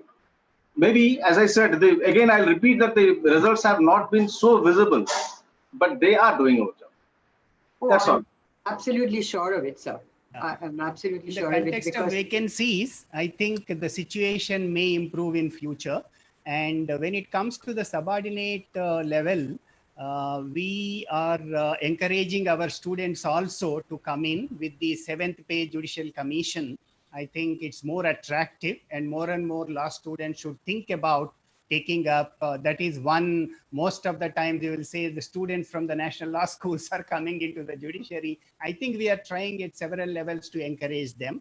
And dependency, I think mediation is emerging as an important aspect. Particularly, the Consumer Protection Act recently has been amended, where they made mediation is an integral part. We are working with the Odisha state government. Hopefully, the state mediation center will be set up in the National Law University Odisha to train and orient them. I think these are some of the steps where we work. We use the dispute resolution methods. I think the situation may improve in future. Just to add to what Professor Rao has said, it reminds me, very recently we have promulgated an ordinance called the contract farming ordinance. There also this mediation thing has been incorporated. So the government is fully aware and alive to the situation that conciliation and mediation can be a viable mode of disposal of the dispute. So we have incorporated it in the that particular law. Very recently, we have promulgated the ordinance. Another interesting aspect I wanted to mention in this context about the migrant workers in Odisha.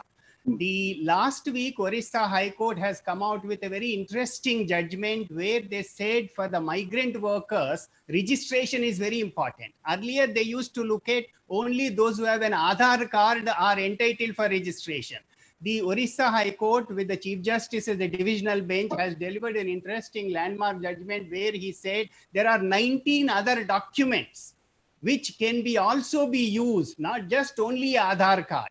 I think just now Vijay has sent me some of the details of how Madhya Pradesh State Legal Service Authority has developed a helpline to help the migrant workers in the Madhya Pradesh. I think similarly, so Law Secretary Sir Mishraji, I think we should work together and see how we can help create a helpline to help the migrant workers in the Odisha state in the 30 districts. I think that would really will help. I think you have already taken the... I think it has been done. I think it has been done. The Home Department is the nodal department. So far as, are you referring to the COVID-19 migrants, the present... No, generally COVID-19 migrant, those who are coming into the state of Odisha. In this COVID-19 thing, the Home Department is the nodal department. Otherwise, the Labour Department looks into the issue. If you also remember, I had made a study on migrant laborers being directed by the Supreme Court, maybe in 2015. That has been also accepted by the government. So there, they have an app. They have an app. They have a helpline, and they have a facility for registration. I don't know the details, of course, whether you need the Aadhaar card or something. I don't know, but I know that the Home Secretary is the authority, chief authority who is looking after it. We are expecting I'm a little Daniel. conscious of, sorry. We are expecting Daniel. Yeah. Has he come, Mr. Daniel, come in? Because I'm very conscious of the time. It's already 12:40. Mr. Daniel cannot join. We've been trying. I spoke to him. Okay. Maya, Mrs. Borwankar wants to say something. But Mr. Panda is also here with us. Mr. Panda is also here on the panel. Meera, very short, and then I'd like to go to Mr. Panda, who's been waiting. Please. Unmute कीजिए. Maya, when you talk of vacancies in the India Justice Report, have you given a weightage to each parameter? If so, how much weightage have you given to this particular fact? No, we gave exactly the same weightage to every single one. Once everything was mashed together, then everybody got you got a comparison between 10 and 1, with 10 being the best and 1 being the least, but weightage was exactly the same for everything. Many people have asked us about that but again, we didn't want to put our preferences forward. If you ask me in a common sense way, I would say vacancies are huge. But then other people said budgets are huge, and other people said other diversity is important. So everything has the same weightage, Meera.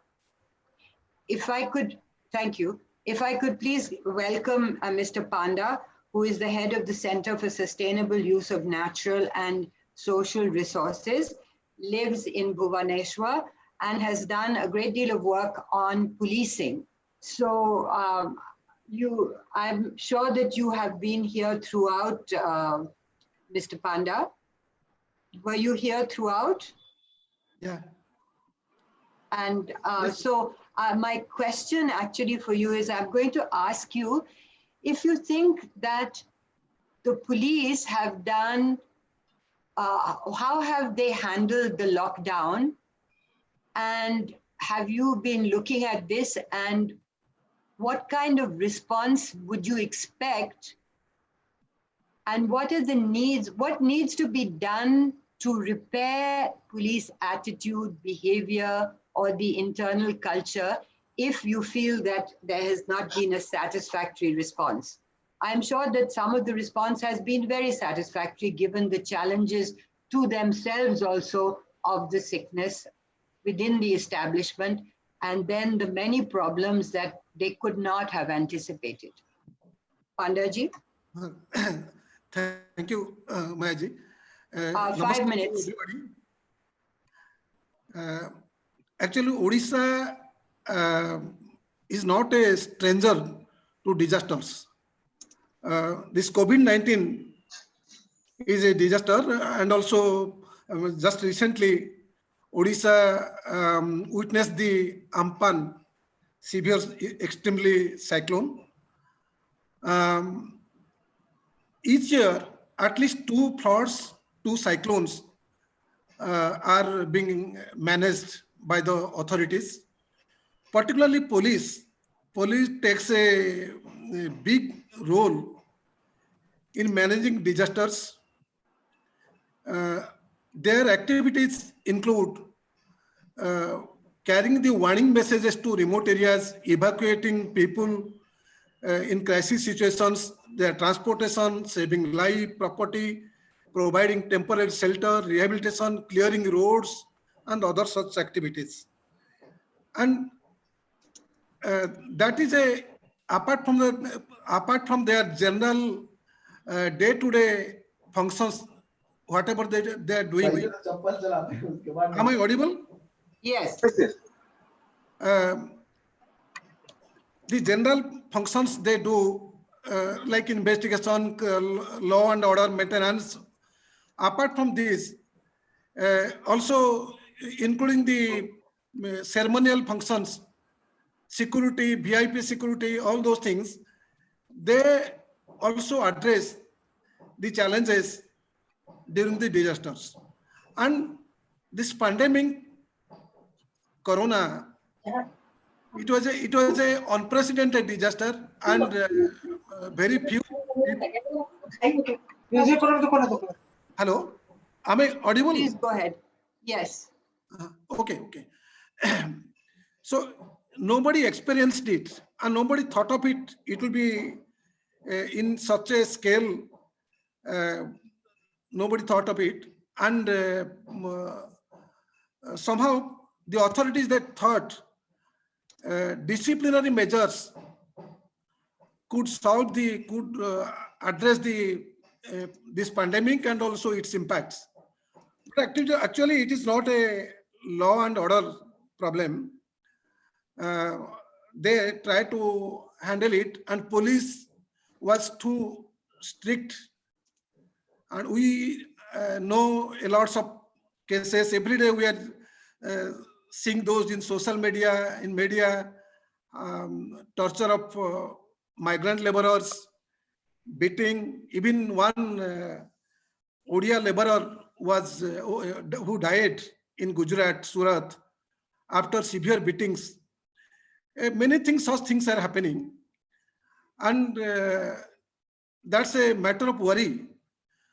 But I am not going to narrate those stories, but how to make the situation better, how it could have been perceived. I think it is not a law and order issue. It is a social and health, economic related issue. It should have been dealt more sensitively.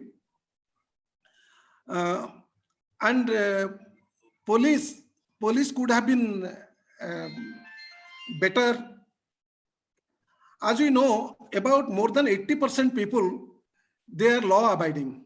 They followed the government instructions, guidelines during the corona crisis. Few people, the number will be very small. That may be, if you call willful defaulters or wrongdoers or even law violators, their number will never be more than 5%. And many people, those who come out of the pressure, mostly migrant workers, when they lost their jobs, their issues of food insecurity came up, they came out. That's a different thing. But mostly people, they are law abiding. When a law violator comes, police could have dealt them differently. They could have detained them in somewhere in, I have seen a social media, they put them in a place. In Odisha also police, they locked up the violators for 12 hours. So those things could have been taken up instead of the physical torture, those things. So this is a learning for all of us, and even for police. Particularly talking of police is overstressed. Police, there was many studies they reported, even our study also reported, police, they work more than 12 hours. 12 to 14 hours they work per day. And the other employees, government employees, as they enjoy their leisure, their office timing of 8 hours, all those things, mostly police, they don't. That is why the police, their number, one thing is the number is less. In Odisha, about 75,000 sanction strength, but actual strength is less than that, 10,000 or more than. In 4 districts where we studied recently, we found among investigating officers, about 20%, 21%, they are less. Similarly, there are other places. While the United Nations, they recommended 222 police officers should be there in case of 1 lakh population. In Odisha and also in India, it is 144 only. That is less. Again, what we are sanctioning, actually it is also less. So this is one. Second thing, the police always they work in under a both physical and mental pressure situation where they that affects their morality, their motivation, their behavior also, and they get irritated. So like others, the opportunities, leisure, defined working hour, and also pressure, those things are important things, important factors behind the behavior of a police. So but just yes. Sorry, sorry, I'm just very conscious of the time. I apologize. Okay. I wanted to ask you what two things need immediate attention from the government and from the police leadership. What two things, in your view, would change what we are going to see as the post-COVID world in terms of Odisha's police? First thing, the working hour of the police should be human. Secondly, a police complaint authority, as per the directive of Supreme Court, that should be there. So, new Police Act, redrafting the Odisha Police Bill 2015 on the basis of the legislative models, known legislative models, Supreme Court directives on police reform, that should be there. These are the two things I would request. Right, thank you. Thank you, and I apologize, thank you, Mr. Panda. I mentioned your organization wrongly. It's the Civil Society Forum for Human Rights. And of course, I should have known that since I've worked with you. Actually, I am working both the organizations. Okay, because I should have known that because I've worked with you for 3 years. So anyway, apologies for that. Thank you. Thank you so much. Meera, do you want to come in with anything, a quick word, and then I'll move on? Ma'am, you have to unmute yourself, Meera ma'am. I'm doing.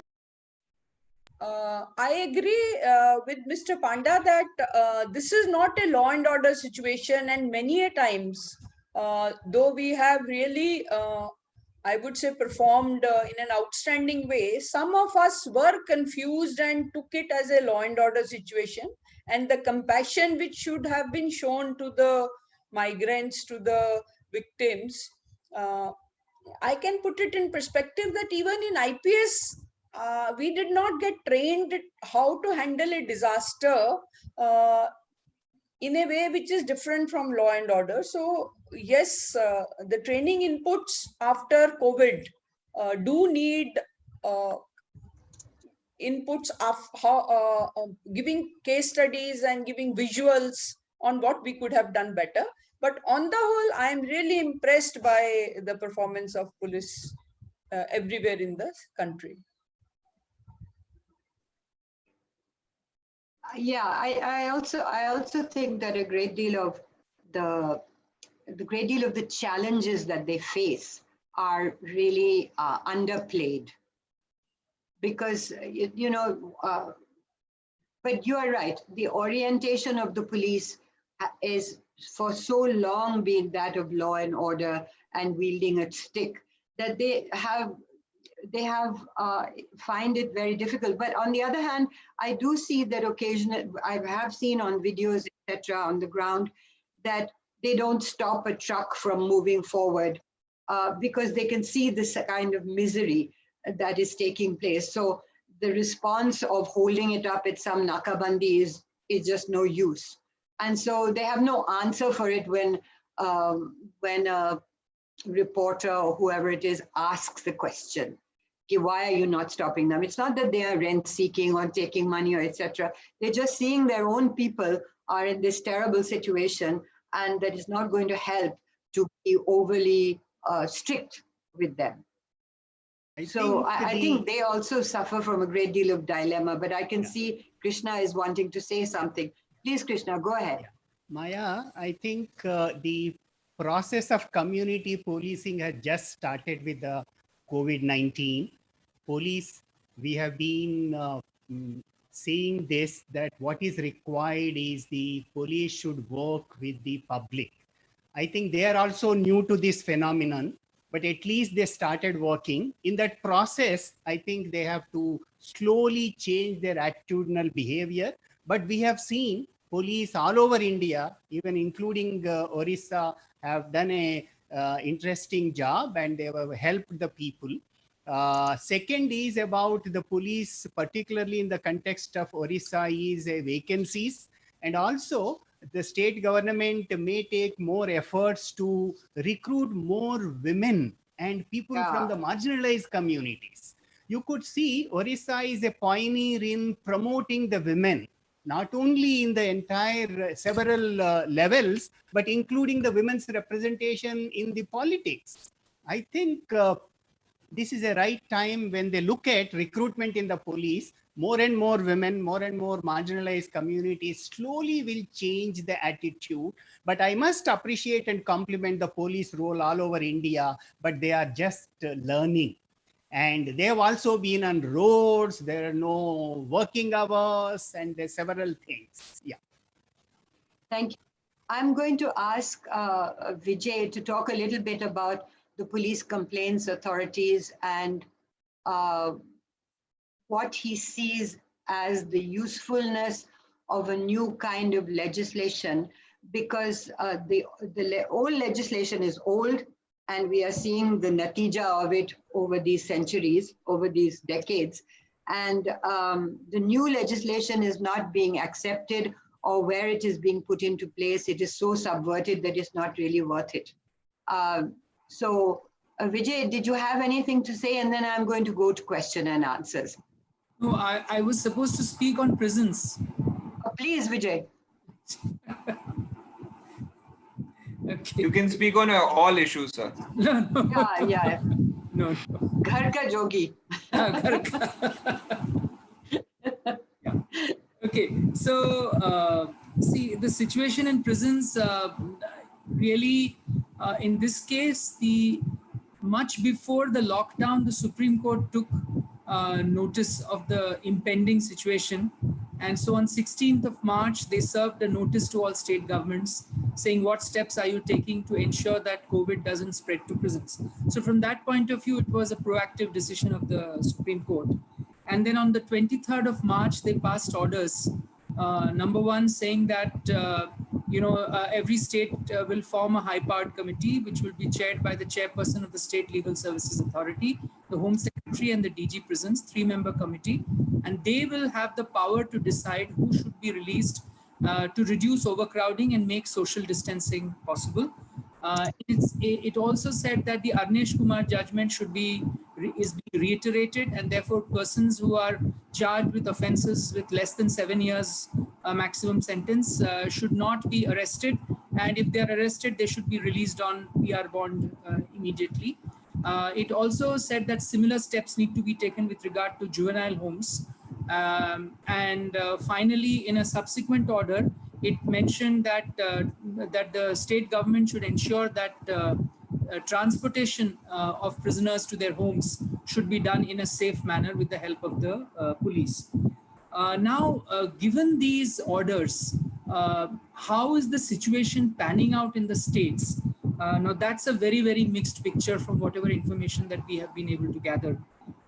Some states like Delhi, for example, Karnataka, Delhi, Chhattisgarh, these are some of the high power committees where they have done very well. They have been regularly meeting. They have expanded the categories of prisoners who can be released.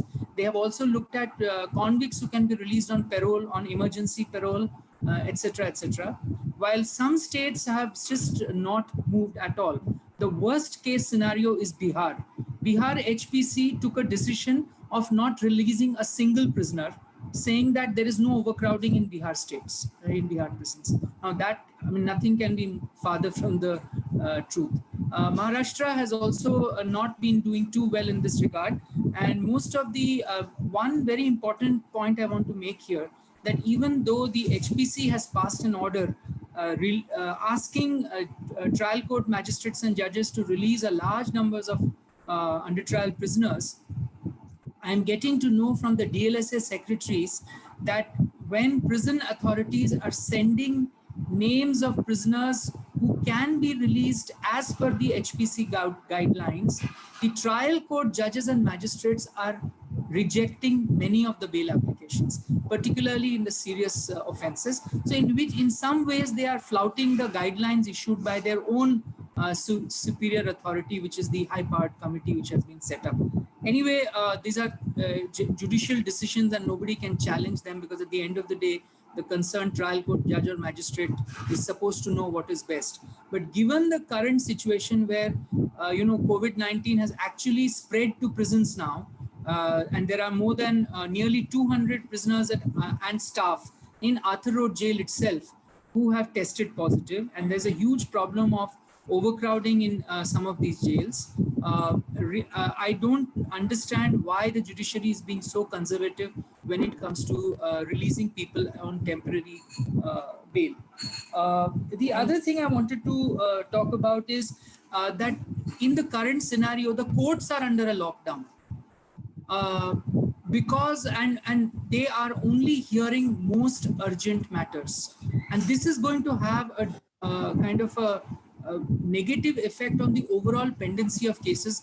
Mr. Mishra talked about how, you know, in Odisha they have disposed of 5,000 cases, and that's a great news that may be happening in Odisha. But from what we get to know from our DLSA lawyers as well as other kinds of legal advocates, that courts are very slow in hearing matters. Also lawyers, where they were earlier able to move from one court to another, now for one case they have to wait till their turn comes. So sometimes to hear one application, they have to wait the whole day, sitting in their house, waiting for their turn to come. And this is causing a lot of delays. So many of the regular bail applications are also not being heard. So actually, I don't know to what extent this is good for the overall pendency of the cases, because anyway we had a problem with regard to pendency, and now because of COVID, most of the hearings are happening online. The system is not fully geared as of now to move to the online mode. Last week, 10 senior lawyers of the Bombay High Court met the Chief Justice and requested him to start physical courts at least for a few hours every day. But the Chief Justice declined, saying that the time has not yet come. So we are, physical appearances are rare. Most of the things are supposedly happening on the online mode. Lawyers are ill prepared to handle this online mode kind of a situation. So I am seeing that things are not really going in the right direction, at least as far as the issue of overcrowding of prisons is concerned. I just wanted to mention the excellent example of the Madhya Pradesh Legal Services Authority, which has, in the context of COVID, set up a helpline called 15100, and they have set up help desks at all inter-districts, manned by paralegal volunteers to help the migrants who are stuck on the highways or on the roads. And they are also providing dry rations to migrants on the road. So this is an excellent example of how an SLSA can actually reach out to people in difficult situations. One last thing I want to mention is about the loss of contact that prisoners have had with families and lawyers. The loss of contact with families is to some extent compensated by the fact that prison authorities are not now allowing phone calls. Every prisoner is being allowed to make at least a 2-minute phone call to their family members. And I think to a large extent it is happening. But there is total loss of contact with their lawyers. And this is increasing the stress level amongst the prisoners, because as it is, they are worried about what's going to happen. And since they have no touch with their lawyers now for more than 2 months, it's a situation that can explode into something worse. The last point, sorry, I want to make is about the state of the prison staff. They are overworked, under tremendous stress, and with no additional reinforcements that is possible for them. Many of them are worried about the fact that they could catch corona, and already it has happened in Arthur Road jail. And therefore, unless we bring in, according to me, something like home guards or some additional reinforcements to help them get some relief from the continuous 2 months of duty that they are now performing. And remember, some of the jails are in lockdown. Mumbai, Thane, Pune, Nagpur, all these jails are locked down, which means the staff is also staying inside the prison 15 days at a time. So imagine the kind of stress that they are going through. I'll stop here. Thank you so much, Vijay. I'm sure that there'll be so many questions. Now, it's now 1:10. I have got many questions. And I would like to ask Mr. Mishra if he would like to make a short intervention, and then I'm going to give it to the audience. Please, Mr. Mishra. I'm sorry, I couldn't hear you properly. Could you please repeat the question? No, I just said that I was going to give you one more chance to intervene if you had anything to say, because I'm very short of time and I'm very keen to ask our students and our colleagues to ask their questions. No, you can go ahead, but I've just received a message from our CPC, the Central Project Coordinator, who's handling the e-courts thing in every high court. Our CPC has just sent me a message saying that the exact figure of disposal is 5,470 in Odisha High Court during this using this virtual courts. Other than that, so far as prison reforms are concerned, in general, maybe because of the Supreme Court guidelines, in Odisha, the prisons manual, which is an archaic, almost a colonial document, huge document. We are, being the law department, the legislative department, we are in the process of amending it. And that amendment, unfortunately, we were at the last stages, but because of the lockdown, it had to stop, and we'll begin it again. It's a huge exercise is being done. And whatever, as I said, it is an archaic document, colonial document. So you can well imagine what necessary changes have to be made. Other than that, I think Mr. Vijay has pointed out and Mr. Panda also has raised certain very important issues. Since it's exactly not my subject, I would not say anything more. Maya? Yes. Who's that? This is Meera. Yeah, Meera, go ahead. So, very quick. Yeah. About 4 years back, MHA had taken out a model prison manual. So, Mr. Mishra should look for that. And adaptation to Odisha will not be difficult if you follow that prison manual by MHA. No, that is being done. The model rules have been taken into account, and it's a huge, as I said, it's a huge document. The prisons manual as it exists. So by now we would have completed it, but for the lockdown. So yes, we are on the job. We'll do it.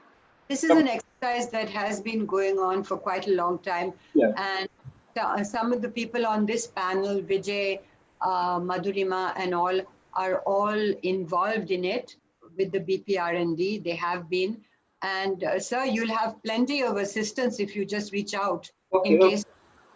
There's a whole national prison forum which is looking at these things and has been very steeped in it for a long time. So I'm just suggesting that. That's good. That's good. I'll look into it. I apologize. I'm rushing a little bit. It's Nandita all right. Bhatta. Nandita, make your question short, and then after that, I will ask Anurupa Chetya to please give me her question. All right. Good afternoon, everyone. I have a question with respect to the recruitments and the number of vacancies that we have at the subordinate level. Of late, it has happened that number of exams have been held at regular intervals, but the qualifying percentage is very less. That has also contributed to the vacancies. So for instance, if I can cite the example of Haryana judiciary last year, the matter went up to the Supreme Court, and Supreme Court itself took more than a year to decide, and the vacancies were, if I'm not wrong, somewhere around 120, and ultimately only 10 students were selected, 10 or less than then. Even in Odisha, district judiciary, the number of people, there have been exams in which none of the candidates have been found qualified, or if they have qualified only 1 or 2 out of 50 vacancies. So that also results in wastage of resources and other things. Are there any solutions here where we can guide aspirants or the paper setting organizations as to, you know, find a balance?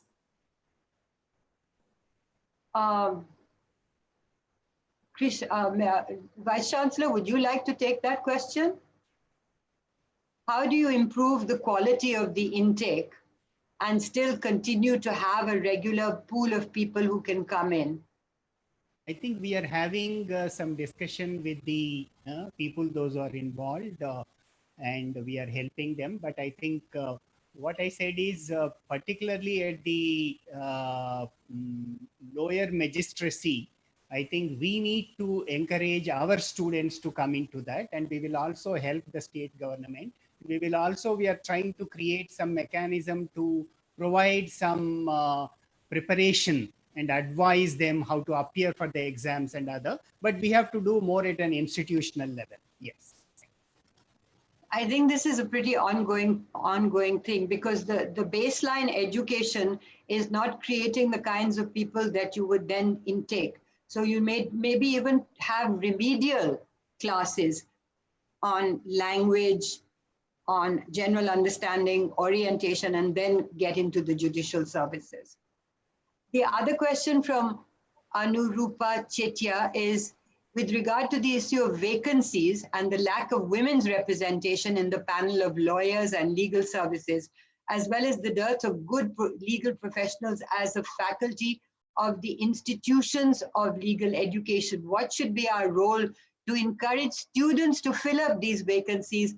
Mostly students are encouraged to take up corporate jobs. I think nobody can encourage you to take up a corporate job. You have to want it. These jobs.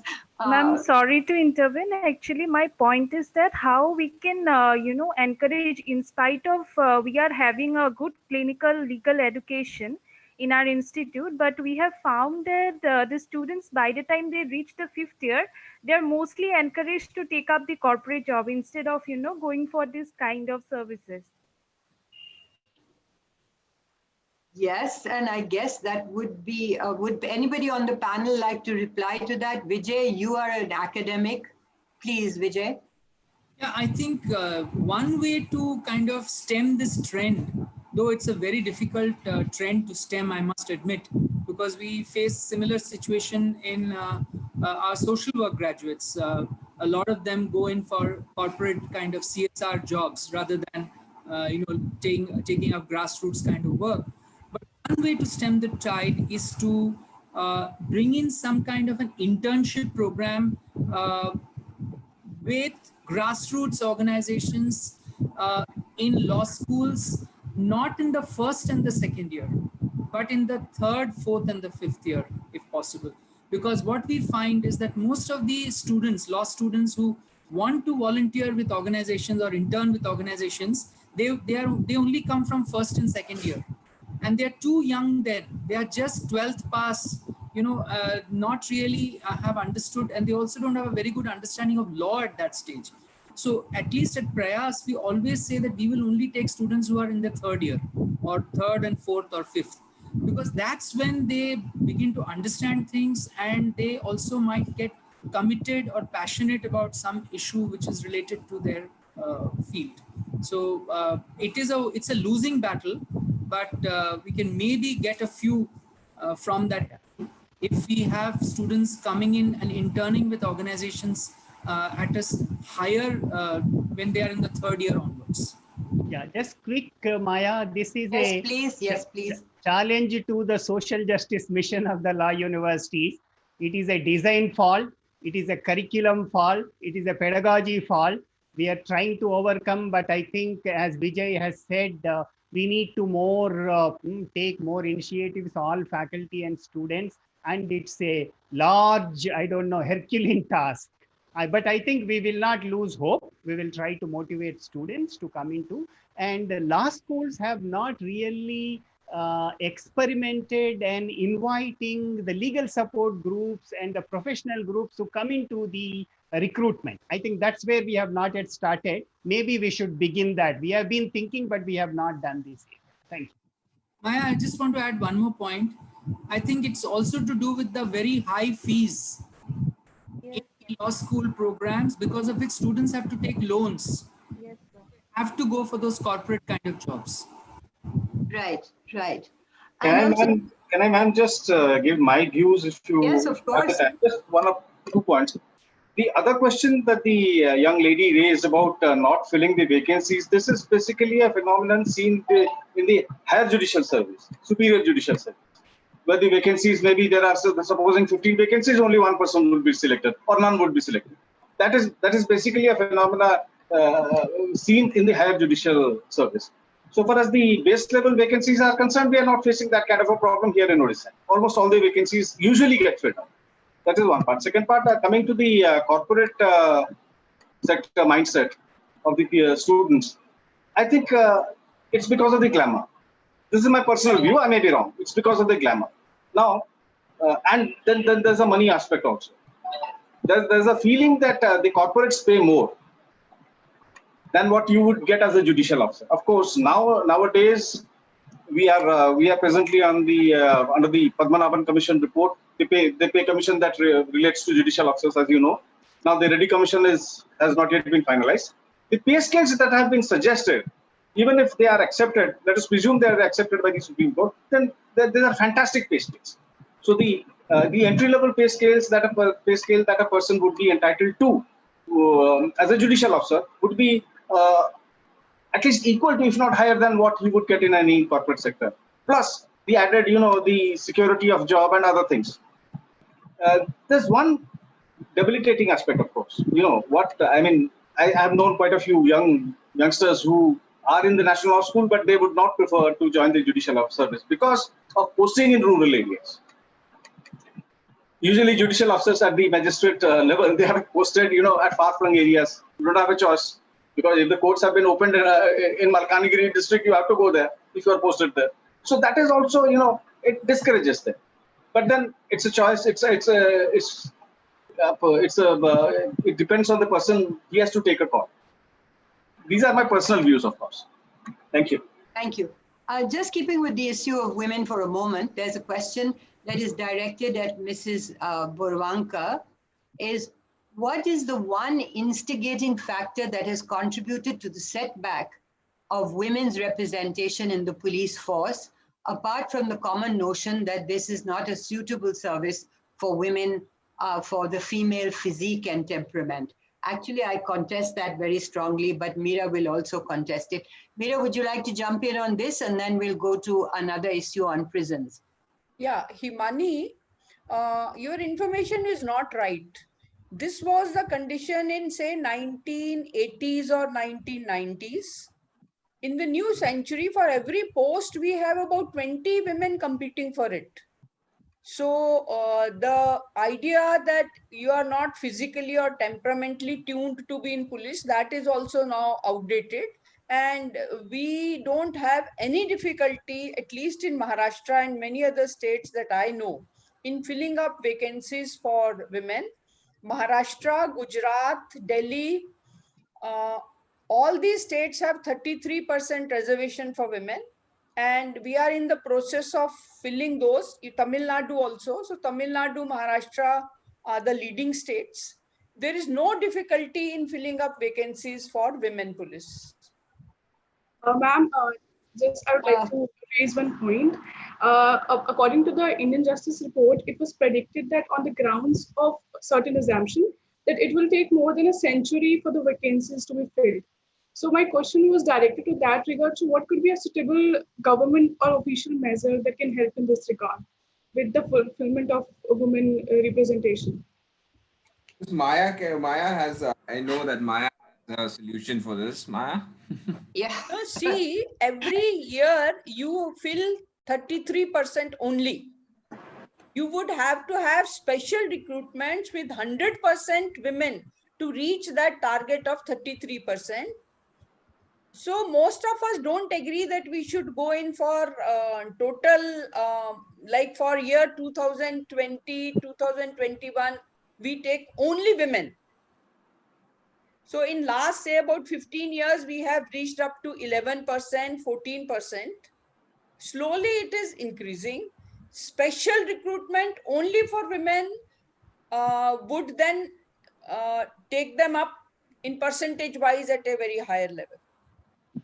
Yes, I should really add something over here because I do feel strongly about it, is that I don't see it as special. I see it as something that has been traditionally unjust, and that would be solved by doing this kind of thing. But the problem also is that training facilities, etc., and all the back-end stuff is not geared to it. But I think the singular most perhaps not in Meera's circle of people, but the singular most restrictive thing, obstacle, is the attitude of seniors who are really not willing to take up this kind of radical solution. It only seems radical because one's mindset is based in another way. But to Himani, I would like to say, when you talk about not being suitable, the female physique and temperament not being suitable, it's because you see the police as being a muscular, militaristic, scoldy kind of organization. But if you change the vision of the police and you also take along, do a small exercise and see how many tasks the police has. 9/10 of them are administrative and managerial and detection. Very little of it is street work, though there is a great deal of street work in terms of street work in peacetime is different from street work that has to do with protests, etc. And you will find that there is nothing that a woman cannot do. And even the street work, which is looking, which is crowd control, etc., can be done by a woman. It's done by a woman all over the world. So that was too long an answer, but let me ask one last question. Yes, the prison legal aid clinics are lying dysfunctional and do not function satisfactorily. Who is the concerned authority to contact? Is it the Home Department or the prison authorities? My observations are based on multiple visits to Odisha prisons in the Chaudhar circle. I think you have to talk to the Legal Services Authority. State Legal Services Authority usually appoints convicts, sometimes convicts also as long-term convicts as paralegal volunteers who man the legal aid cell. And sometimes the lawyers are also sent from outside. I think there's an arrangement with the government. The State Legal Services Authority would be in a better position to answer your question. Maya, can I answer that? Yes, please. Yeah. TISS had implemented a fellowship project in between 2015 and 18, whereby two TIS graduates from law had worked for 2 to 3 years in Odisha prisons, working with under trial prisoners. In fact, one of them later on got selected in the judiciary services. So I was associated with them as their faculty mentor. And what I realized was that the PLV system seems to be working well. There are convict PLVs who are there in the prisons and who also help in writing applications. But the main problem is with regard to the lawyers who are supposed to be appointed as DLSA panel lawyers. And the main issue with them is the honorarium that is paid to these lawyers is very low, because of which the motivation of these lawyers is sometimes not as much as it should be there.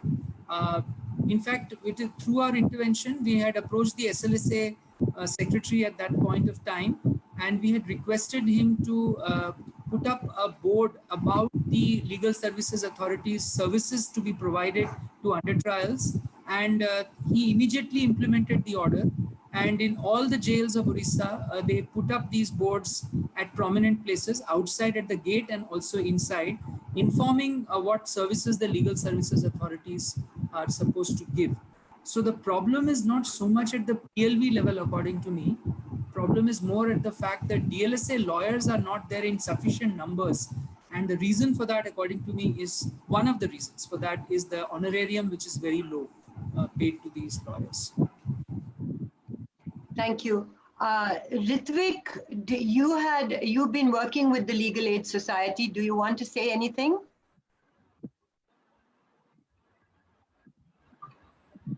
Ritvik? Good afternoon, all. I don't want to say anything, but I want you people to address my question, please. And your question is, what according to you is the best possible way for a legal aid society to help affected people at this juncture? I'm going to go to my panelists first. I'm going to go to Mr. Panda. Dhiren, very, very quickly, what's the best way to help for the Legal Aid Society to help affected people? Actually, sometimes we work on legal aid services kind of work. One problem, when people come and approach us for legal aid things, we take them to the local Dalsa district level or block level, Tahsil level committees. But we found a kind of quality lawyering, quality service that is lacking. The lawyers who work there, one friend was telling they are less paid. That may be one factor. Comparing to other lawyers, they're getting less. That may be factor. This is one thing. Second thing, the initially Professor Rao was suggesting about the app, a kind of legal aid service to reach to people, need to reach people. People always, those who are based in Malkangiri, remotest areas, they cannot come to legal aid service. Again, whenever they come, they don't face a friendly, a cordial atmosphere. So these are the things we observe. So Thank you. That's what I can tell. Thank you so Maya, much. Maya, Vijay? So I'm sorry. Vice Chancellor? Yeah, Maya, Ritvik was asking a question primarily with reference to the migrant workers. I think we missed Umi Daniel. And just now, Vijay has given an example of Madhya Pradesh State Legal Service Authority, where they have set up a helpline. And we were also thinking with the Umi Daniel, we will work with both the labor department in the state of Odisha, and within the 30 districts, if law secretary can also help us, how we can help in the providing whatever relief which is possible from our within our reach to the migrant workers, getting the entitlements, getting the benefits. Larger question which is coming up all over India is who will pay for the train fare of the migrant workers? I think we missed Umi Daniel. He has also been discussing with the Orissa state government. First, Orissa, all state governments have to pay now. Then later on, they can recover from the employer wherever they have worked in the original state. There's a larger question that I think hopefully the Supreme Court and others also may address.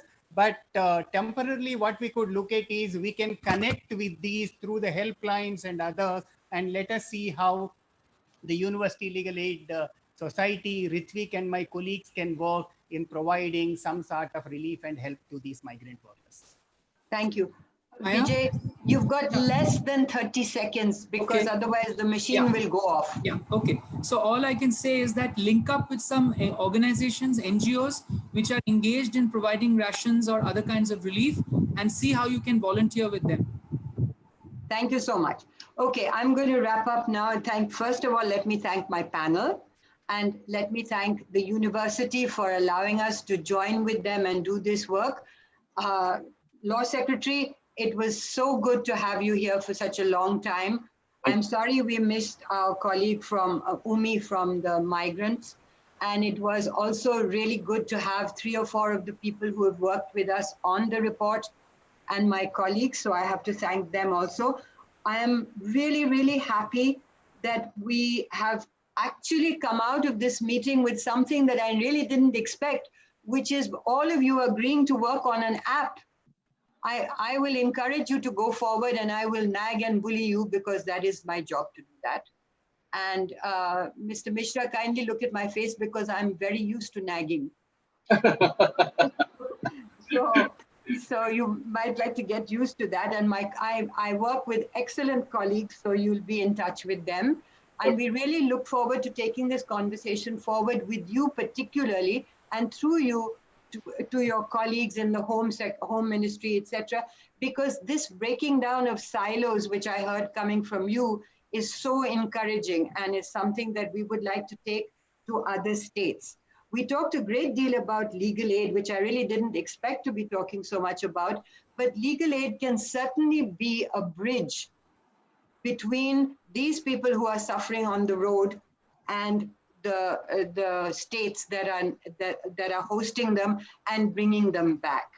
I wish we could find another methodology of talking about these people, because we tend to look at them not as individuals, but as a bunch of sort of very poor people who have to be helped. But actually, they are citizens with rights whose rights have been deprived, and we should be asking their forgiveness and saying, let's do something to help you immediately. We cannot have you starving, without shelter, without medical aid, with your children crying, etc. So with those images, I am closing, and thank you very, very much. And whatever little we can do, we would be welcoming to do. And thank you so much, Meera, also.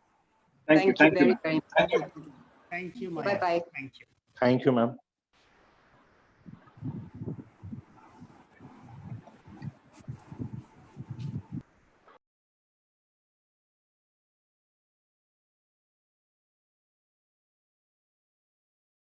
Thank you, Valai.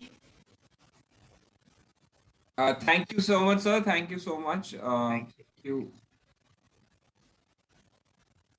And we wish to be in contact further. Sure, sure. Find ways to work together. I think Maya has left, so I'm just ending the meeting officially. If there are any more queries, you can write to India Justice Report at tatatrust.org. And the questions that have been raised by Anjali and others, we will get back to them individually. Sure, sure. Thanks, Valai. Thank you. Thank you, sir. Thank you, everyone. Have a good day.